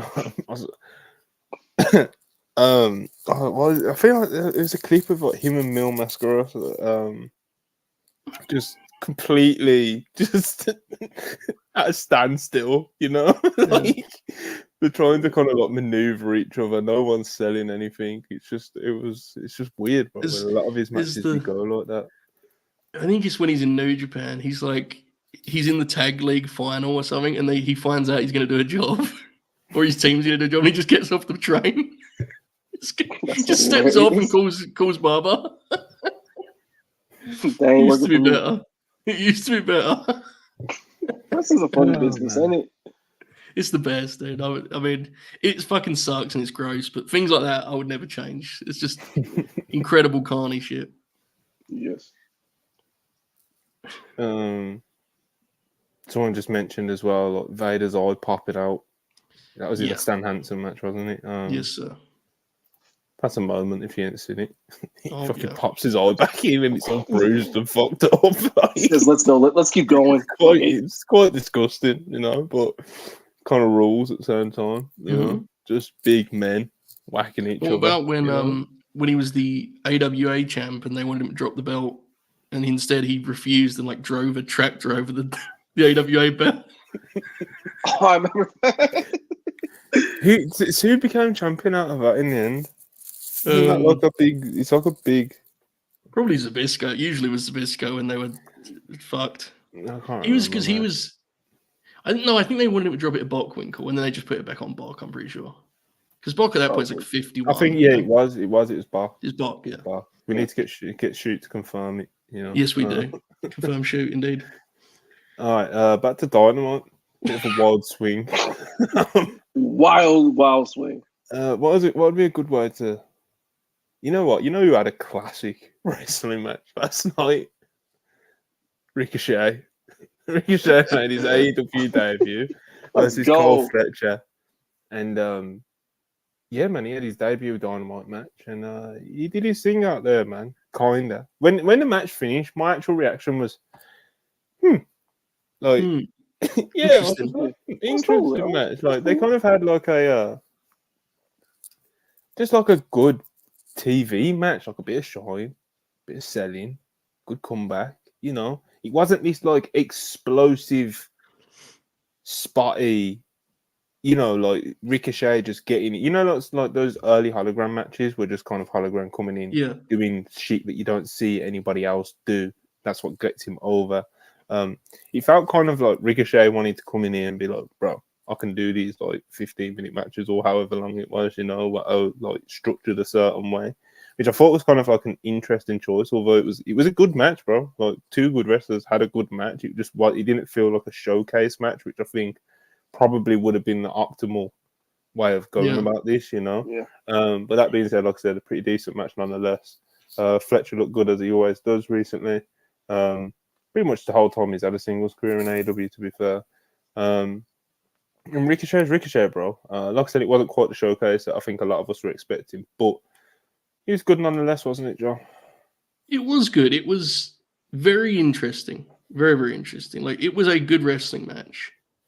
But it almost felt like, you know, when like a TV star works in indie and they shine up the local star and they eventually win, but they kind of, you know, they just have a professional match. That was a professional wrestling match. That was kind of how he approached it. Like, he gave Kyle a lot and he bumped hard, but he did what, like 10% of the stuff he can do. It was just, personally, it popped me because I kind of appreciate that, like, at this point, you have to realize Ricochet has been wrestling for a really long time. And that's part of what will allow him to age gracefully, is knowing when to do stuff and when not. I have to be honest, I'm not sure he made the right choice in the sense he probably should have been a little bit more selfish and said, actually, I'm going to get a whole lot of shit in and look incredible. Fuck this young kid. Yeah, so as you can tell, I'm kind of stuck between two things of like, I think he probably made the wrong choice for his AEW TV debut, but at the same time, his choice actually popped me tremendously because of how, like, it was very much like I've been here before kind of vibe, you know? He was like, I'm not going to do all my shit on. It's just a match of Cole Fletcher. I'll give him some and I'll win. It was kind of charming in that way. Very, very interesting choice. Well, I thought they were going to go like nuts, to be honest. They were going to do every fucking thing they could come up with. They very much did not. It was an interesting watch, but a good match nonetheless. Yeah, solid stuff. Solid start to his Dynamite resume, wasn't it, Marcus? Yeah, so far so good. It was a very funny match in the way they chose to structure it. Like, can you imagine someone just going back there and telling Ricochet, show them you can work? He just goes out there. Just has the professional of all professional wrestling matches. Doesn't do a whole bunch of crazy stuff, but he's selling, he's bumping well. Kyle looked really good in that back match. Probably better than Ricochet, to be honest with you. Yeah. But Ricochet, you saw the athleticism. You saw the Meteora out of the crowd. That was really cool. And he did the Vertigo as a finish. We're back. Mm-hmm. As for that, I want to see him flip a little bit more, be Ricochet again. I don't know if I would probably choose to do that in my first Dynamite match because it's AEW Dynamite. You're allowed to go crazy. Please do so Right. in your first match. But again, I liked it. Kyle looked very good. Ricochet looked good. More flips, please. Lose the farmer gloves. Let's change the gear up a little bit. But so far, so good. It was. We should note too that it appeared that at least one of the lads got their bell rung at one point, right? Like Right. it looked like it to me anyway. Like I don't think Ricochet was just blown up. I think he got cracked in some form or fashion. You could tell as well. Like at the end, like you could tell. Obviously, they were delaying up until Will Ospreay came out as well. But you could tell that there was he was taking a few deep breaths, and He was. you could tell he was getting himself together, sort of thing. So Yeah, he did a dive and like they just went their heads both clashed. I think it messed them both up a little bit. But that will happen. I mean, they've never worked. Ricochet hasn't had a real match in like 2 months. So Ricochet is going to be fine. And I actually kind of appreciate that he was just like, we'll get to the bigger stuff. Even if I think it was a bold choice, I appreciate it. Bold choice. it was a bold choice. But after the match, as I was saying, Ospreay's music hits. He comes out. He comes to the top of the ramp. He's got a mic in his hand. Goes to he lays the belt on the ground, and obviously this has already been a match that people have been talking about. Ospreay spoke about it. He always gets asked about Ricochet, of course, ever since he's been released from WWE. No, not released, ever since he left WWE. And about, it's a match that, obviously, the match that they had was, there's a lot of legend behind it. So, people are expecting to see it pretty imminently, to be fair, with Ricochet and Ospreay. So, obviously, that's kind of, as soon as he came out, though, Ospreay, I did think, like, Pac is, you got Pac next week, brother. Don't turn your back on Pac. And Pac showed why you don't turn your back on him, because bro comes out, no nonsense, Poison Rhino on the stage. Holy shit. We've all been there. We've all been there, right? You're having a conversation 1 minute, the next minute your head over here was Poison Rhino in the center. I mean, it's just we've all been there. Billy, you need to keep. Well, I can't remember how he worded it, but it was basically as you'd expect, Billy. Keep, you got to keep your eyes on me and not him. It rules that he's a baby face. Yeah, he just rules. He's bro. just Pac. Yeah, awesome. He's just Pac. It's awesome. Never wears obviously a big warning shot from Pac to Will Ospreay. Make sure he doesn't, keep his attention in the wrong places. He needs to be fixated on Pac coming up to All Out next Saturday. I think that'll be a phenomenal match. I think any matches that you get out of this combination of three wrestlers will be pretty phenomenal, to be honest. Just some of the best fucking athletes of the past 10 years in the business, Just absolute genetic freaks. But yeah, I think it's kind of funny that we're coming out of a Ricochet debut Dynamite match thinking, maybe you could have done more shit, like it's kind of mad. So beast. I said to you earlier, I was like, it reminded me of when Ray first left in like 2015, and he would just have like just very adult matches on the indies, like I'm just gonna sell a little bit here and shine the fella up, and I'll win with a 619. It was hilarious. And again, I liked it. It's just fascinating. It caught me. I thought the match was gonna be like. Ironically, I thought the match they were going to have would actually have been would have probably irritated me because, of course, it would. Of course, it would have, right? So there I am popping as Ricochet, selling, reaching out to the people like he's Ricky Morton. It was very funny. Very, very funny. I do think Marcus brings up the right point, though. Like the gear, bro, like the gloves. And I'm not feeling the new pants either, It looked kind of crazy, I can't lie. But it's new product. He looks in really good shape though. Like I know he's always kept in pretty decent shape, but I think he looks a bit bigger than he was in WWE. He looks really good. So yeah, man, more to come. I'm sure he had a video package as well before this match. Nice little video package, man. Feels like he's in the right place now, and he's excited to be in AEW and get to show the world what he can do. Yeah, man. Ricochet in the dub. Good shit. What do I want to talk about? There was a couple of GYV promos. They interacted with the Young Bucks. They're going to be wrestling on Rampage. What else we got? Oh, the You should know. Mercedes. You should know, Monty, those promos were one after the other for some reason. Yeah, They're back to back. back to back, brother. Like that's a lot of gritty teeth. I get it. My teeth are grit, my man. It makes sense when it's a live segment.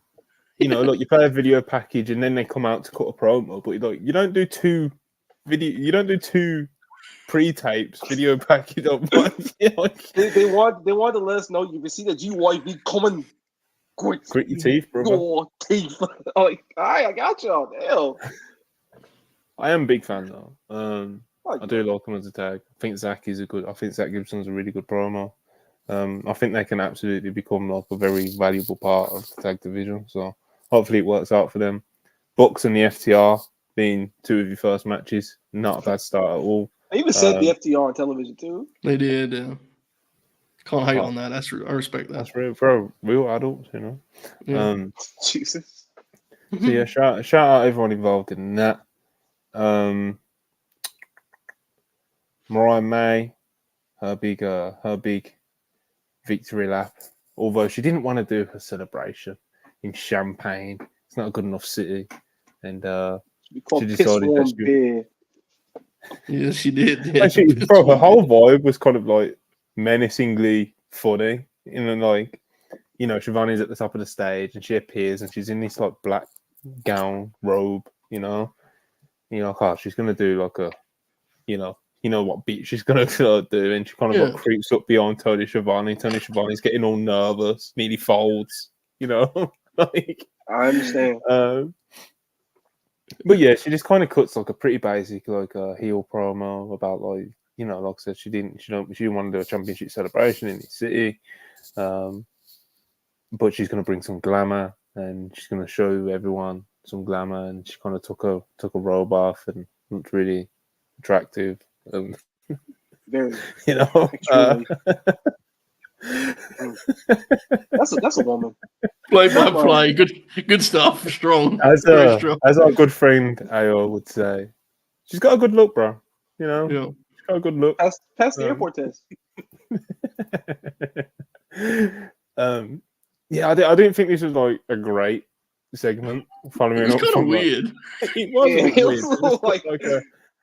I think AEW is kind of cursed with AEW Women's Champions first promo being at the top of the stage. You know, remember when it was Thunder Rosa and Vicky Guerrero came out and everyone was like, "What the fuck was that, bro?" Like, it was definitely better than that, wasn't it? It was definitely better than that. That was just like, "What the fuck are we doing?" This one's just like, "Okay, a little promo, whatever." Cool. I do think we've talked about a bunch of stuff didn't actually happen on the show because, of course, we have. But I think we're all pretty positive on the show. The one thing I would say, the follow up on the women's title matches was not like. I understand why one of them was a little bit more, casual. But in this, I feel like they could have given Mariah something a bit more substantial here. Yeah, just something more substantial, more of a mission statement or a new feud or what's next. Like instead, it was just kind of like, here I am. I'm champ. Fuck this city. Here I am. You know, it wasn't. It didn't really have any. He didn't have any substance to it. You know. But none of this, like performance-wise, like it was a decent promo. Yeah, she was good. Yeah. You know, it popped in. Like Shivani getting all hot under the collar. That was funny. You know, she's got a good She's gonna get better as a promo, but you can tell she has a good feel for how she wants it to come off. You can see her just figuring it out. Like it's totally there. She'll get better and better. Yeah, man. And where is it? Someone said something in this chat. Yeah, there it is. The woman covering her boyfriend's face as well. That was good. That was really good. Yeah, man. Like I said, physical charisma. The irony of this bit, and AO is always up to something with his shenanigans, but the actual irony of it, Mariah actually does have a great deal of physical charisma, which makes it funnier. And she's got a lot of personality too, which makes it even funnier that we're doing it for her. Yeah, like it's a bit, but like in all seriousness, she's very good at this. Oh, we have a good time. We do. And I guess to the other women's title segment, which since we just briefly mentioned it, Mercedes Moné is having what she calls a party backstage, but there's no music on. Not one bit of music. Everyone's just kind of awkwardly standing around. champagne glasses. The belts are just in the middle of this room, and yeah, private party. They're like, yo, you can't have a party without private party.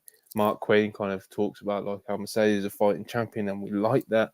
And Isaiah Cassidy has a shot, and he decides he's feeling brave, bro. He wants to shoot his shot, and he tries to rizz up Mercedes Moné. Doesn't quite go to plan. Okada appears out of nowhere.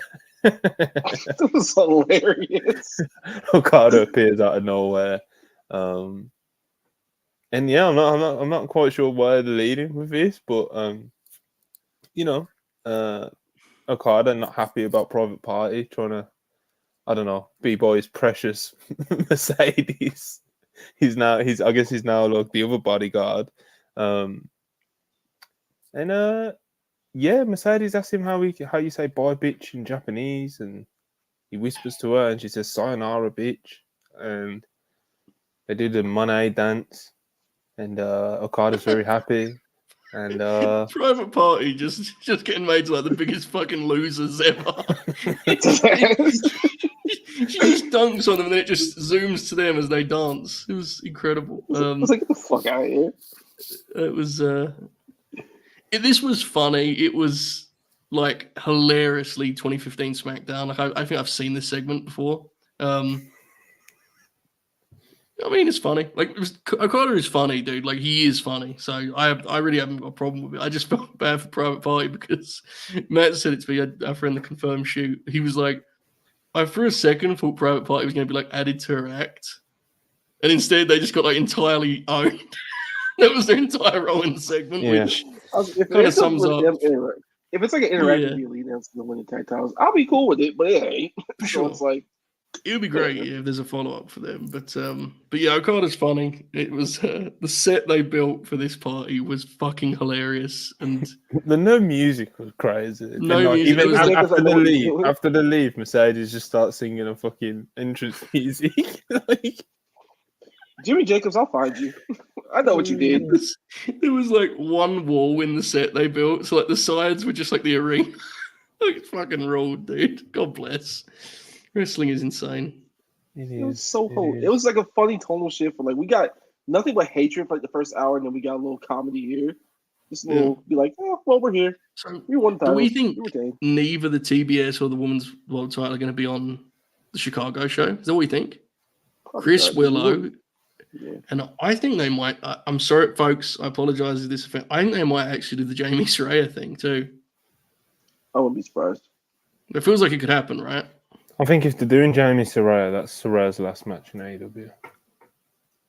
It kind of feels like the angle they're doing it should be, right? I think if they're going because I think if she's staying around, it's like, why would you give her that spot? No, I agree. If she is leaving the territory, then having Jamie kind of like get her back for like being part of the crew that injured her by making her leave the promotion or whatever it is that they do.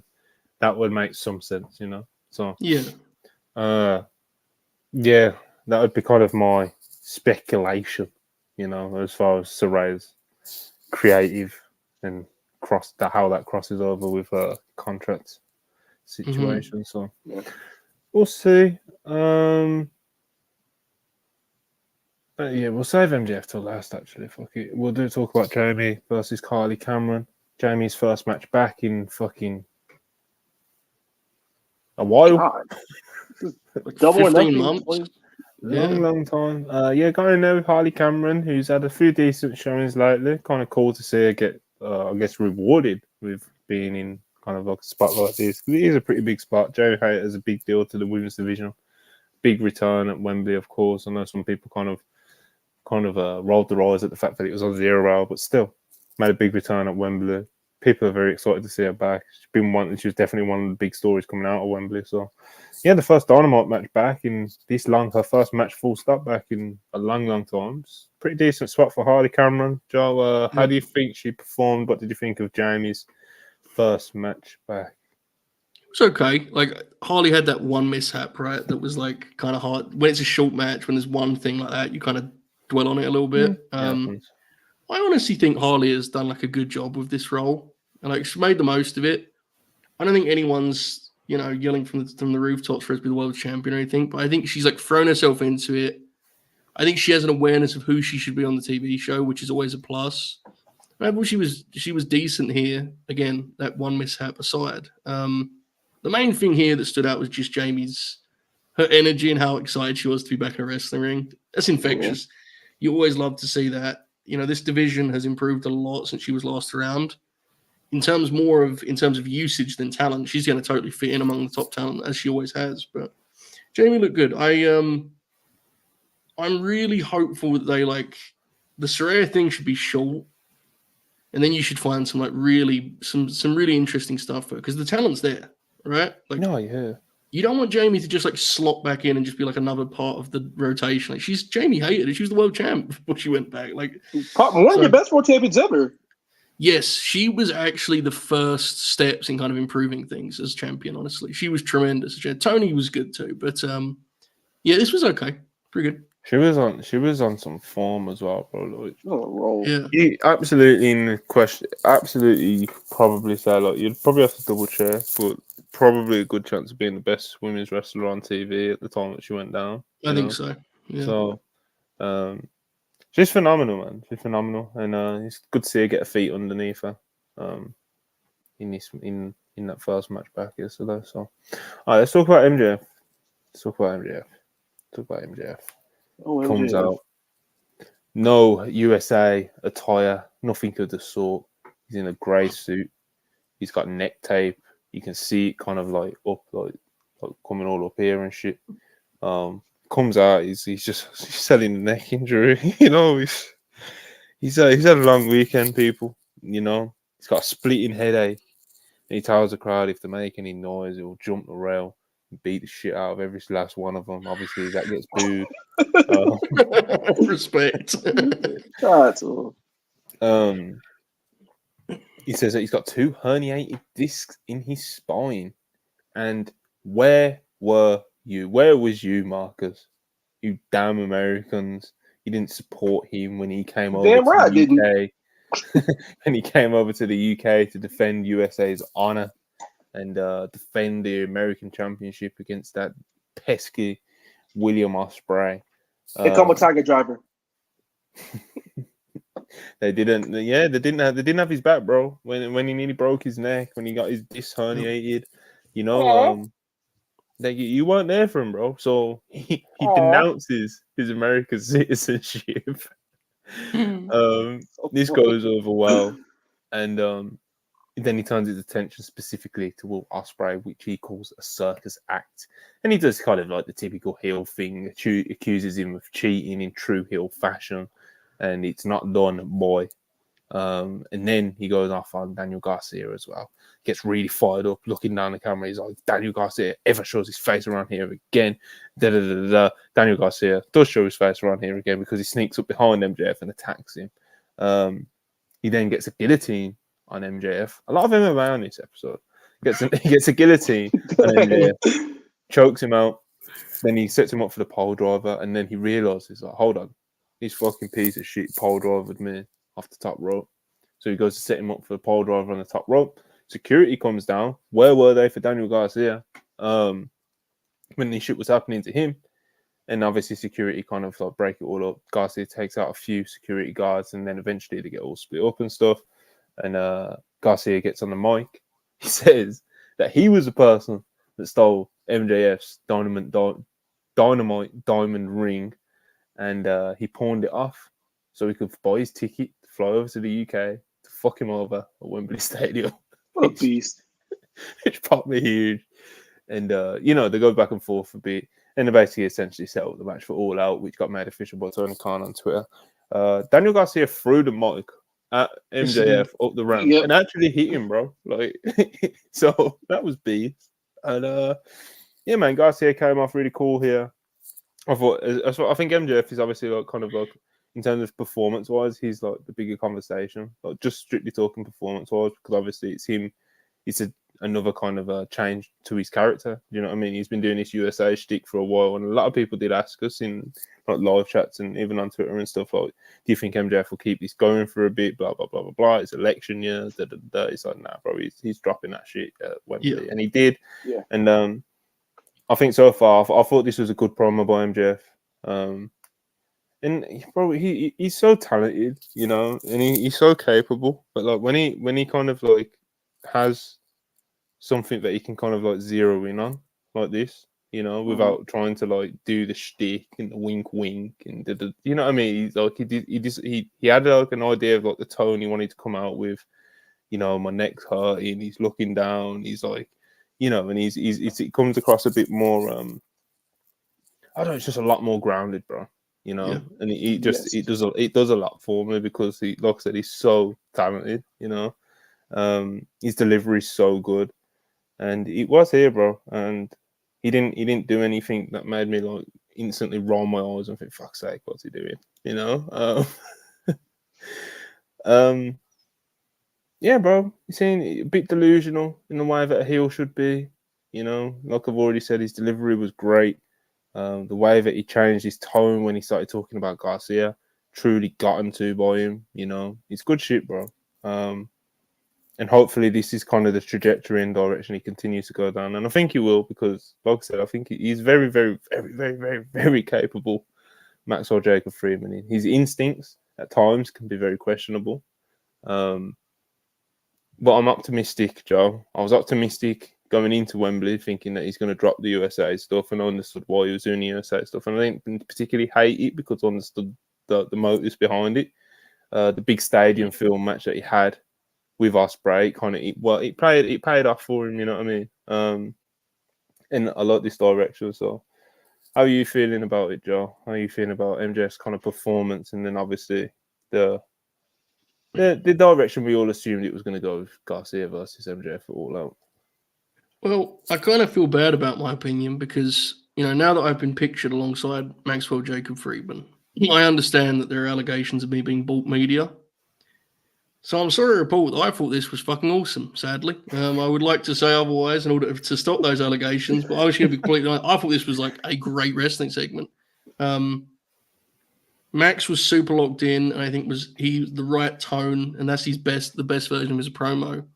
The physicality, I loved the way it felt, dude. It felt like really fiery, and Garcia was seeking revenge, and he was dead serious. And then Garcia cut that killer promo, which honestly, I mean, we're all supporters of Daniel Garcia, but it really actually felt like a significant moment for him the way he came off here. I thought whether that leads to anything is a different question, but it felt that way. We'll see. We'll see. And Max, the way he was like selling Garcia's not only just his offense but his promo. I don't know. I thought this was a great wrestling angle. I think the match in Chicago is fascinating in terms of the quality of that match and the finish of that match. Like, that's one of the biggest things you circle on that show to me. Like, what does this match look like? I love Daniel Garcia's work. I'm really intrigued how high you can climb on a pay-per-view with Maxwell Jacob Friedman. You know, is it going to be a good match, or are they going to have a statement match? Mm-hmm. I can't wait to find out. I think this match has got a lot of juice. Actually, I'm really interested, and I honestly think Max has been in pretty good rhythm as of late. I think it's very obvious that he's like actually enjoying what he's doing again, which I think for a while he was kind of having a crisis as to like what he should be doing on the show. He seems to be more in a rhythm, so I'm kind of bullish on this whole deal. I thought the segment was great, even if it suggests that I am bought media. I thought it was great. Listen, bro, look, I think with MJF on these Dynamite reviews, whether it's us three, whether it's Marcus, Charlie, AO, whether it's, you know, the many different combinations we've had over the past couple of years in these Dynamite reviews, bro, like, we've been happy to say like MJF is fucking doing shit or whatever the fuck it is, you know. So you know, I think it's more than fair, but like when he does actually fucking, you know, comes out, and you know, he does do something that, like I said, it's kind of like a character change of sorts, with him reverting away from the USA stuff again. When it's good, bro. Like The show I keep saying, I've said it a million times. He's so fucking talented, bro. right, You know, and the show is better when he's on his game, like much better. Because he gives the show something different, doesn't he? Like he's a strong personality for the show that I think needs it sometimes. So, yeah, I'm with you, man. I absolutely am. yeah. Marcus, not a USA citizen anymore. Denounced his American citizenship. It's tough. I know you're very heartbroken about that. Not particularly. No, No, what did you make? What did you make of the segment? Big segment for Garcia, and I think me and Joe have made it clear we thought a pretty good performance from MJF as well. Hey man, I fucking love this segment. This is what remember what I said about Swerve and Heyman. This is professional wrestling. This also, shocker, was professional wrestling. Mm-hmm. Personal issues, real hatred. The right note and the right tone was struck by both men, particularly Max. I'll start with Max here. This is the MJF I've always wanted to see and I've always been a big fan of. The psychopath, a little bit of a weasel, a guy that's locked in and actually enjoys what the hell he's doing, and that's getting to the point. Like his promo wasn't long; it didn't go like 20,000 minutes, like it'll be prone to do at times. No, he just got straight to the point. He did the whole Osprey stuff, addressed that. I thought the way they killed the American gimmick was fucking hilarious with denouncing his citizenship. Like that was great. And dropped a little breadcrumb of the future with Osprey potentially. If you think you're going to get to that moment, I'll cut you down. Yada yada. Just being a psychopath, being a little delusional. I like that. Then he got to Garcia, addressed him for like 2 seconds, and then all of a sudden, boom! There's Danny beating the absolute dog shit out of him like he deserved, because he fought this segment and he presented the segment like a guy that almost got his fucking neck broken in front of us months ago, and that was the right tone that needed to be struck. And the way he beat the security guards, I think he clocked one of them for real at the very end, which is pretty amazing. And the thing I love about Daniel Garcia so much, other than his wrestling, nothing about Daniel Garcia screams wrestling TV character. Like, this is him. He's maybe, I called him in a tweet once, the most grounded man in professional wrestling. He just comes off as a real person. Yeah. Even in the promos where he's just like, okay, cool, this is what I want, this is my opportunity. No, I feel him because I feel he has a real motivation. And in here, he just said, I want to fucking kill you. Like, like dreaming to kill you makes my dick hard. You know what I'm saying? It's his fetish. Yeah, that was gas. He's like, bro, I pawned that motherfucker just to ruin your life. And all out, I'm gonna just kill you, and it ain't enough for me to beat you. I'm gonna break your neck like you tried to break mine.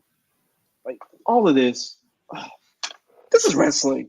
We've been waiting for this for Daniel, right? Something that's like can really sink his teeth into. I don't think I'm talking out of turn to say it's pretty obvious. I think Max does want to elevate DG. I think that's pretty obvious and has been for a while. I think sometimes he tried too hard to and actually came off like wrong, to be honest. Yeah, he came off like a Make-A-Wish kid thing. Right, exactly. But I think his intentions are clear. And the one thing I would say is Daniel Garcia has always wrestled with a ton of maturity, and he's been kind of selfless at times in playing his role on the show. You know, when he was a sports entertainer, he wrestled different, right? He changed his game to fit the gimmick was given to him.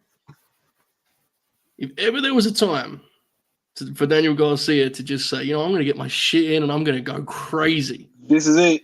Chicago's the time, dude. And that, you know, that's not about his contract or anything. That's just about where he's at in his career in terms of if he has a great match here, if he has a memorable match, even more importantly, because Max is obviously going to be selling the neck.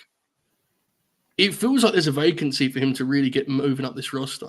He has a very unique connection with the people. Marcus brings it up. He feels like a real person. I think the people see him as an AEW guy. Mm-hmm. And I don't know. This felt big for him. I really hope it proves to be that way because we've seen him have a lot of good matches, but this felt a little bit different to me anyway. Hopefully it works out. Yeah, because he always wrestles different. And then here, there's ever a chance to just wrestle aggressive. Just wrestle with hunger. This is the time because it fits the story. It also just fits what's going on around him currently outside the ring. Just go out there and kill it. I am very, very confident he will. Yeah, I'm hopeful. Really hopeful. Yeah, I'm hopeful. Very, very hopeful. I think they'll hit it out the park, man. I think it's a good combination. So do I. I think it's a good combination. Okay. AEW Dynamite. I think we covered everything. No, we don't do it in order. It's like it's not as. You I feel like think you we missed stuff. I'm pretty sure, yeah. I think Yeah, we we covered got- everything. If we missed anything, apologies to the talent involved in the said Yeah, I was gonna- segments. I was going to say that's the talent, not the audience, because no one's brought anything up in the chat. So I mean, there was the Takeshita match got announced for Rampage. Who was it? It was Sure did. Commander, Beast Mortos, Leo Rush, Takeshita. So Rampage is worth tuning into this Friday. You got a G1 highlight package too. Oh, yeah, with Walker Yeah. Stewart on the soundtrack on that, by the way. Big Walker. Big Walker twin. Stew, brother. Amen. Talented kid. He really is. Shout out to Walker Stew. All right. Good episode of Dynamite. Good follow up from All In. I thought. Obviously not perfect, but when is wrestling TV ever perfect? So we pick it apart. Yeah, it was a good episode. Like I said, good follow up though. All right. So we'll do a couple of super chats. And I don't know, waffle a little bit. Yeah, J Blood 79, 1999. Appreciate you very much. Adding the character depth of Jack Perry being a psychist bold stuff from the council of 27 around TK. A pre-tape for an open challenge your champ is just now announcing live is the kind of surprise that pops a number. This is spiteful. So nasty. So awesome. Funny though. Appreciate the 1999, but respect Skateboard before I get irate. The Council of 27 is fucking beast, dude. It's, The Council of 27. I gotta give you that one. All right, so if anyone who's a bit lost on the Council of 27, Tony Khan at the All In Media Scrum said that someone asked him like how many people are involved in creative and who is it, and he was like, basically there's up to like 27 people. He said that specific number as well. He's like, there's up to like 27 people who are contributing to the creative who send me hundreds of ideas, but ultimately it's my final decision. Was basically the gist of what he said, but. Yeah, he said 27 people contributing to creative, brother. I love the idea that Tony always like has the number ready in case someone asks, and every pressure he's like, "Will someone just?" Like, he keeps it updated. He has a spreadsheet, I absolutely believe it. This is the thing with these scrums. This is why you ask the questions, because you just might get an answer like this. Yes, absolutely. Amazing what happens when you ask questions. You just might get an answer. Now, sometimes no answer is an answer in itself. But you gotta ask. Bro 199. If I said Harley is better than Britt in ring now, You'd be very correct, by the way. Britt just came back. Had an unfortunate time at Wembley. I can't lie. She was ass before. Let's stop. She was dog shit before. It is what it is. She's Triple H with toothpaste. Give her a plunder match and she'll go crazy. Other than that, I don't need to see H with toothpaste. Am I wrong? I mean, a little bit. It was not a Mac Classic at Wembley, folks. It is what it is. So If there was ever time for the Men in Black Neuralizer, it would be that match. Yeah, poor Mercedes, man. She wrote that beat in the Money Maker weekly newsletter thing, and she that was so awesome. two separate. I'm putting it up. Please do. It was so beast. Put it up for people. Let me just pull up the Twitter page. I'll post it on the Recipes page. So if you just give me 30 seconds. Right. She also did a separate section about crowd fatigue as well, which they were very tired. It must be said. They were. I don't know, but just her writing a whole. It's so funny, yeah. It's the thing with Mercedes is she writes exactly how she talks. You can picture it in her cadence and everything. I'm a worker. This popped me. I saw fucking Bob tweeted this, and I popped huge. I thought it was a review at first. I thought it was Keller or someone. I was very confused. It was not. It was Mercedes Moné. Here we go. A lot of Dynamite. Oh yeah, that match got set for yes, yeah. Street fight. Willow versus Statlander in Chicago. Be sick. Tremendous. Here we go. Does Chris win that seeing as the babyfaces won the tag? Is it for the belt Willow has? Do we know? No, it's not. No, I think there is a match graphic somewhere, so we'll be able to find out. I think Chris is a fair pick, actually. Here we go. All right, Britt versus Mercedes by Mercedes Moné. via the money mag.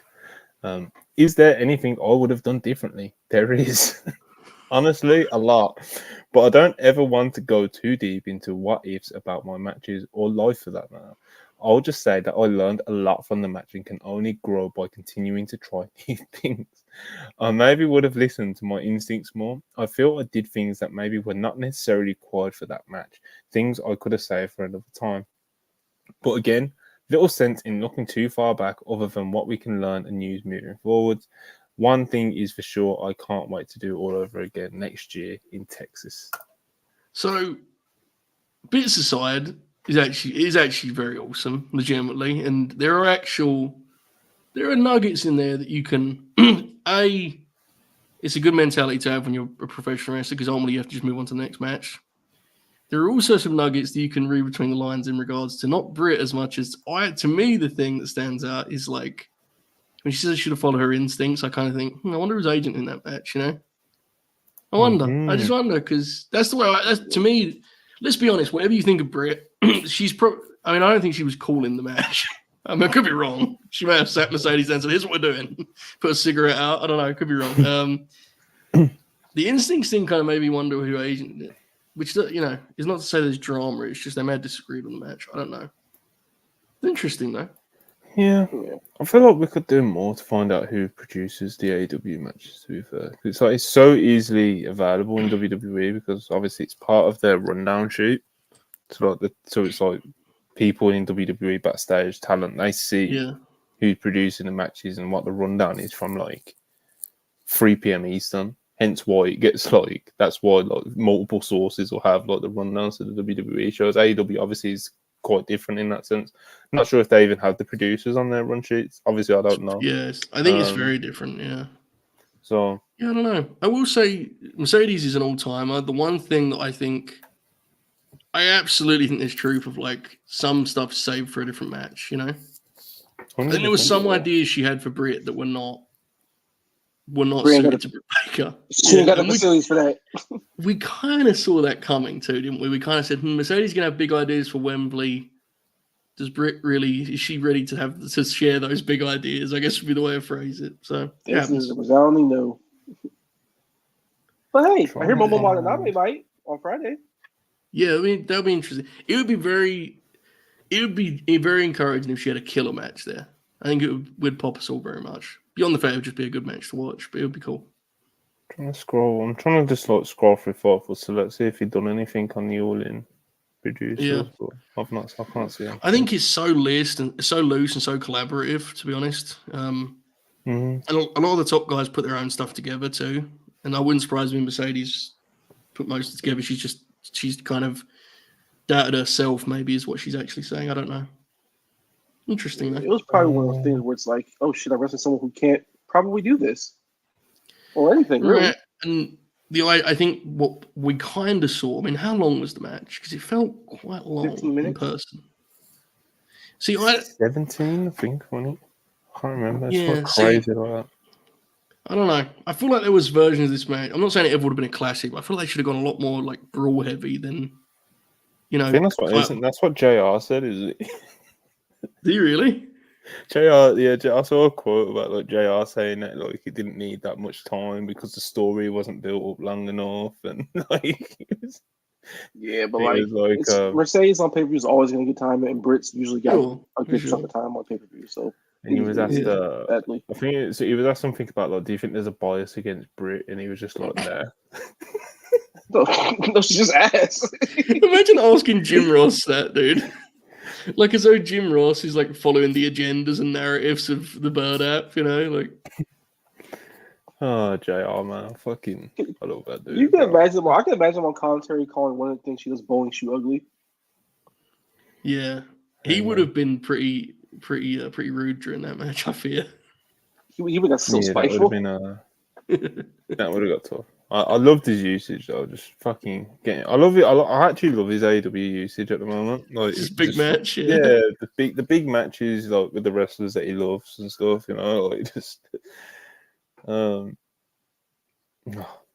Good shoot. And that's assault on $2. Need Jamie to put a stop to the problematic icon. Coming soon. bro, that promo, fucking hell, man. I forgot that happened. Thank Stuff God. like that stuns me because I can't believe no one puts their hand up and goes, "This is a bad idea, guys. Let's not do this." You know, like we don't need this. it just feels like someone knows better, right? There has to be some like. Bro, I didn't creative even control watch here. it. Like, I just see like The what quote, I see. Yeah, just like a little bit of what she said and people talking about it. It's like, bro, she did that shit at the media scrum Presser, as well, and yeah. now this. It's like, why are we leaning into like this? Like, it's so weird. Someone says Saray is what happens when you let a Twitter troll who says, "Haha, I'm trying to get heat," become a real wrestler. It's I definitely hate that shit, bro. it's the kind of idea that like it's total wrestler brain of like if I'm getting heat, I'm getting heat. But that's where you need like people to be like, It's no, that's cheap as actually well, bad. but yeah, that's what I mean. It's cheap and it's also bad, and it's not like you don't translate to like actual real wrestling heat. It's just like You're not benefiting anybody it's doing just this. bad, bro. Like it's Bad on like multiple lazy and it's hacky and it's just like I don't know, bro. It's like It's also kind of gross too. that's what I'm saying, bro. Like, I just to know. think that like, oh yeah, but it's Yeah, real not heat, kinda, bro. right. It's like, bro, you can if you're gonna have that mindset of like, okay, I'm actually gonna make people think that like I'm a bad person, sort of thing, to get heat. There's other ways of doing it without trying to lean on people calling you transphobic, It's insane, yeah. or whatever it may be. Like you can portray yourself as like a real life piece of shit, unlikable person, and get heat off that without trying to be like problematic, if that makes sense. Yeah. In obviously you'll be problematic like because you're a heel and you're a piece of shit, but like as in like like fucking politically incorrect or whatever the fucking terms, you know what I mean? Like I said, transphobic, racist, anything along those lines, it's just like it's just cheap, lazy, bro. Like it's not It good at sucks. all. You could have kept it to where like, yeah, I cooked the fucking show. So what about it? And go from there. Mm-hmm. You don't have to do all this other bullshit, bro. But I'm glad Jamie's back. The division is different. The hater rate is different. Everything about Jamie's different. But the aggression remains the same. Ibu said on a worldwide, like Jamie's continued the streak of looking different every time she's out. It's like literally like every time, whether it's her hair, whether it's like a physique change, bigger, smaller, whatever it is, like she always looks so different. When she came back that first time, I did not recognize her at all. Well, it was almost jarring as well on Dynamite, bro, because like they showed like the clip, of like her getting injured and stuff, and like the Outcast taking her out and that, and like she looks so different to now. Yeah. It's like hold on. But yeah, she looks great every time though. So it's even changed the finisher. It looks even more brutal, actually. I'll say. Yeah, she's awesome, man. And as Joe said earlier, she looks so happy to be back, just fired up. Like before it cut off to go break or to the next segment, you see her jump out of the ring and like there's like they're giving her like one of the fans is giving her like a bracelet, so it's really cool. So yeah, shout out Jamie. Last super chat, I think, and we're gonna wrap this shit up. Don't know 199. Does Mox work Bloodsport or Full Gear same weekend? I think there's a good chance to work both if that previous super chat was correct about them being in the same city. it will be the same thing by then. It will be a collaboration event. Same thing. He gonna bring it to Full Gear. A tag team Bloodsport match. The box of Barnett versus somebody. It will be Full Gear 0 hour Bloodsport. Jesus. Crow Cop versus who can Crow Cop face? Big Bill. Gabriel Gonzaga in the trilogy match in Bloodsport. The Bellator announcers. It's all over. Yeah. You get Stefan Struve versus Satnam Singh. Monty, would that be enough to get you in on this angle if Mike Goldberg was the new play-by-play guy of AEW Dynamite? Bro, Mike Goldberg's an animal, man. Can you imagine? Oh, it's good shit. Oh man, we're so gonna Def Jitsu, brother. Yeah, it's gonna be less funny once it happens, but we're having fun. Anyway, we had a lot of fun talking about Mox's complete speculation and assumptions, but it's how you make content, bro. It's how we've been here for over 2 hours. And speaking of which, we're gonna get out of here now. Appreciate you guys' super chats. you've kept us going. And yeah, it was a good follow up Dynamite to All In, man. I enjoyed it. Hopefully it's good again next week. Hopefully All Out's are home run as well. Joe, Yes. plug your plug gold for the people. Let's do it. LNG Gold, folks, our new YouTube membership deal. You don't have to go Patreon or anywhere else. It's built into YouTube, unless you're on an iPhone and you have the YouTube app, in which case it won't work because Apple and YouTube can't agree on these things, therefore taking money out of my pocket. But I'm not mad about it at all. Anyway, if you go to YouTube and go to Late Night Grin, every Friday you get a free show. You get the Grin Grappler free. Of course, Monty, you must have seen this week. We did the Alexa show, popped a huge rating for us. Of course, it did. They doubted me. They never should have. But LNG Gold, we have free tiers. And we have a whole bunch of stuff offered on there. We've got free solo shows a week. We've got 5 monthly specials. And I think most importantly, on the third tier, they're at $6, $5.99 a month. We have the AEW and WWE pay-per-view watch-alongs, which, as you can imagine, is going to turn into some absurd content on the roller coaster rides that those shows will be. So this Saturday, we have, I don't know if anyone watching this has heard of him, but this guy called Ibu, who tweets, apparently he's an artist. He's going to be on the Bash in Berlin Grin Along. So if you ever wanted to know what it's like to watch a Drew McIntyre CM Punk strap match with Ibu, then this is your chance. LNG Gold is going to get out of hand. Let's be real. That's going to be a disaster. I'm very excited for it. So that's this Saturday, folks. It's going to be fun. Sign up, folks. I appreciate the plug spot there, Monty. I appreciate it. I have to pay you for that afterwards. Oh, bro, we got to get you got to plug this stuff. Late Night Green Gold. You back up and you've opened the gates again, brother. You're operating very selflessly. Like the past.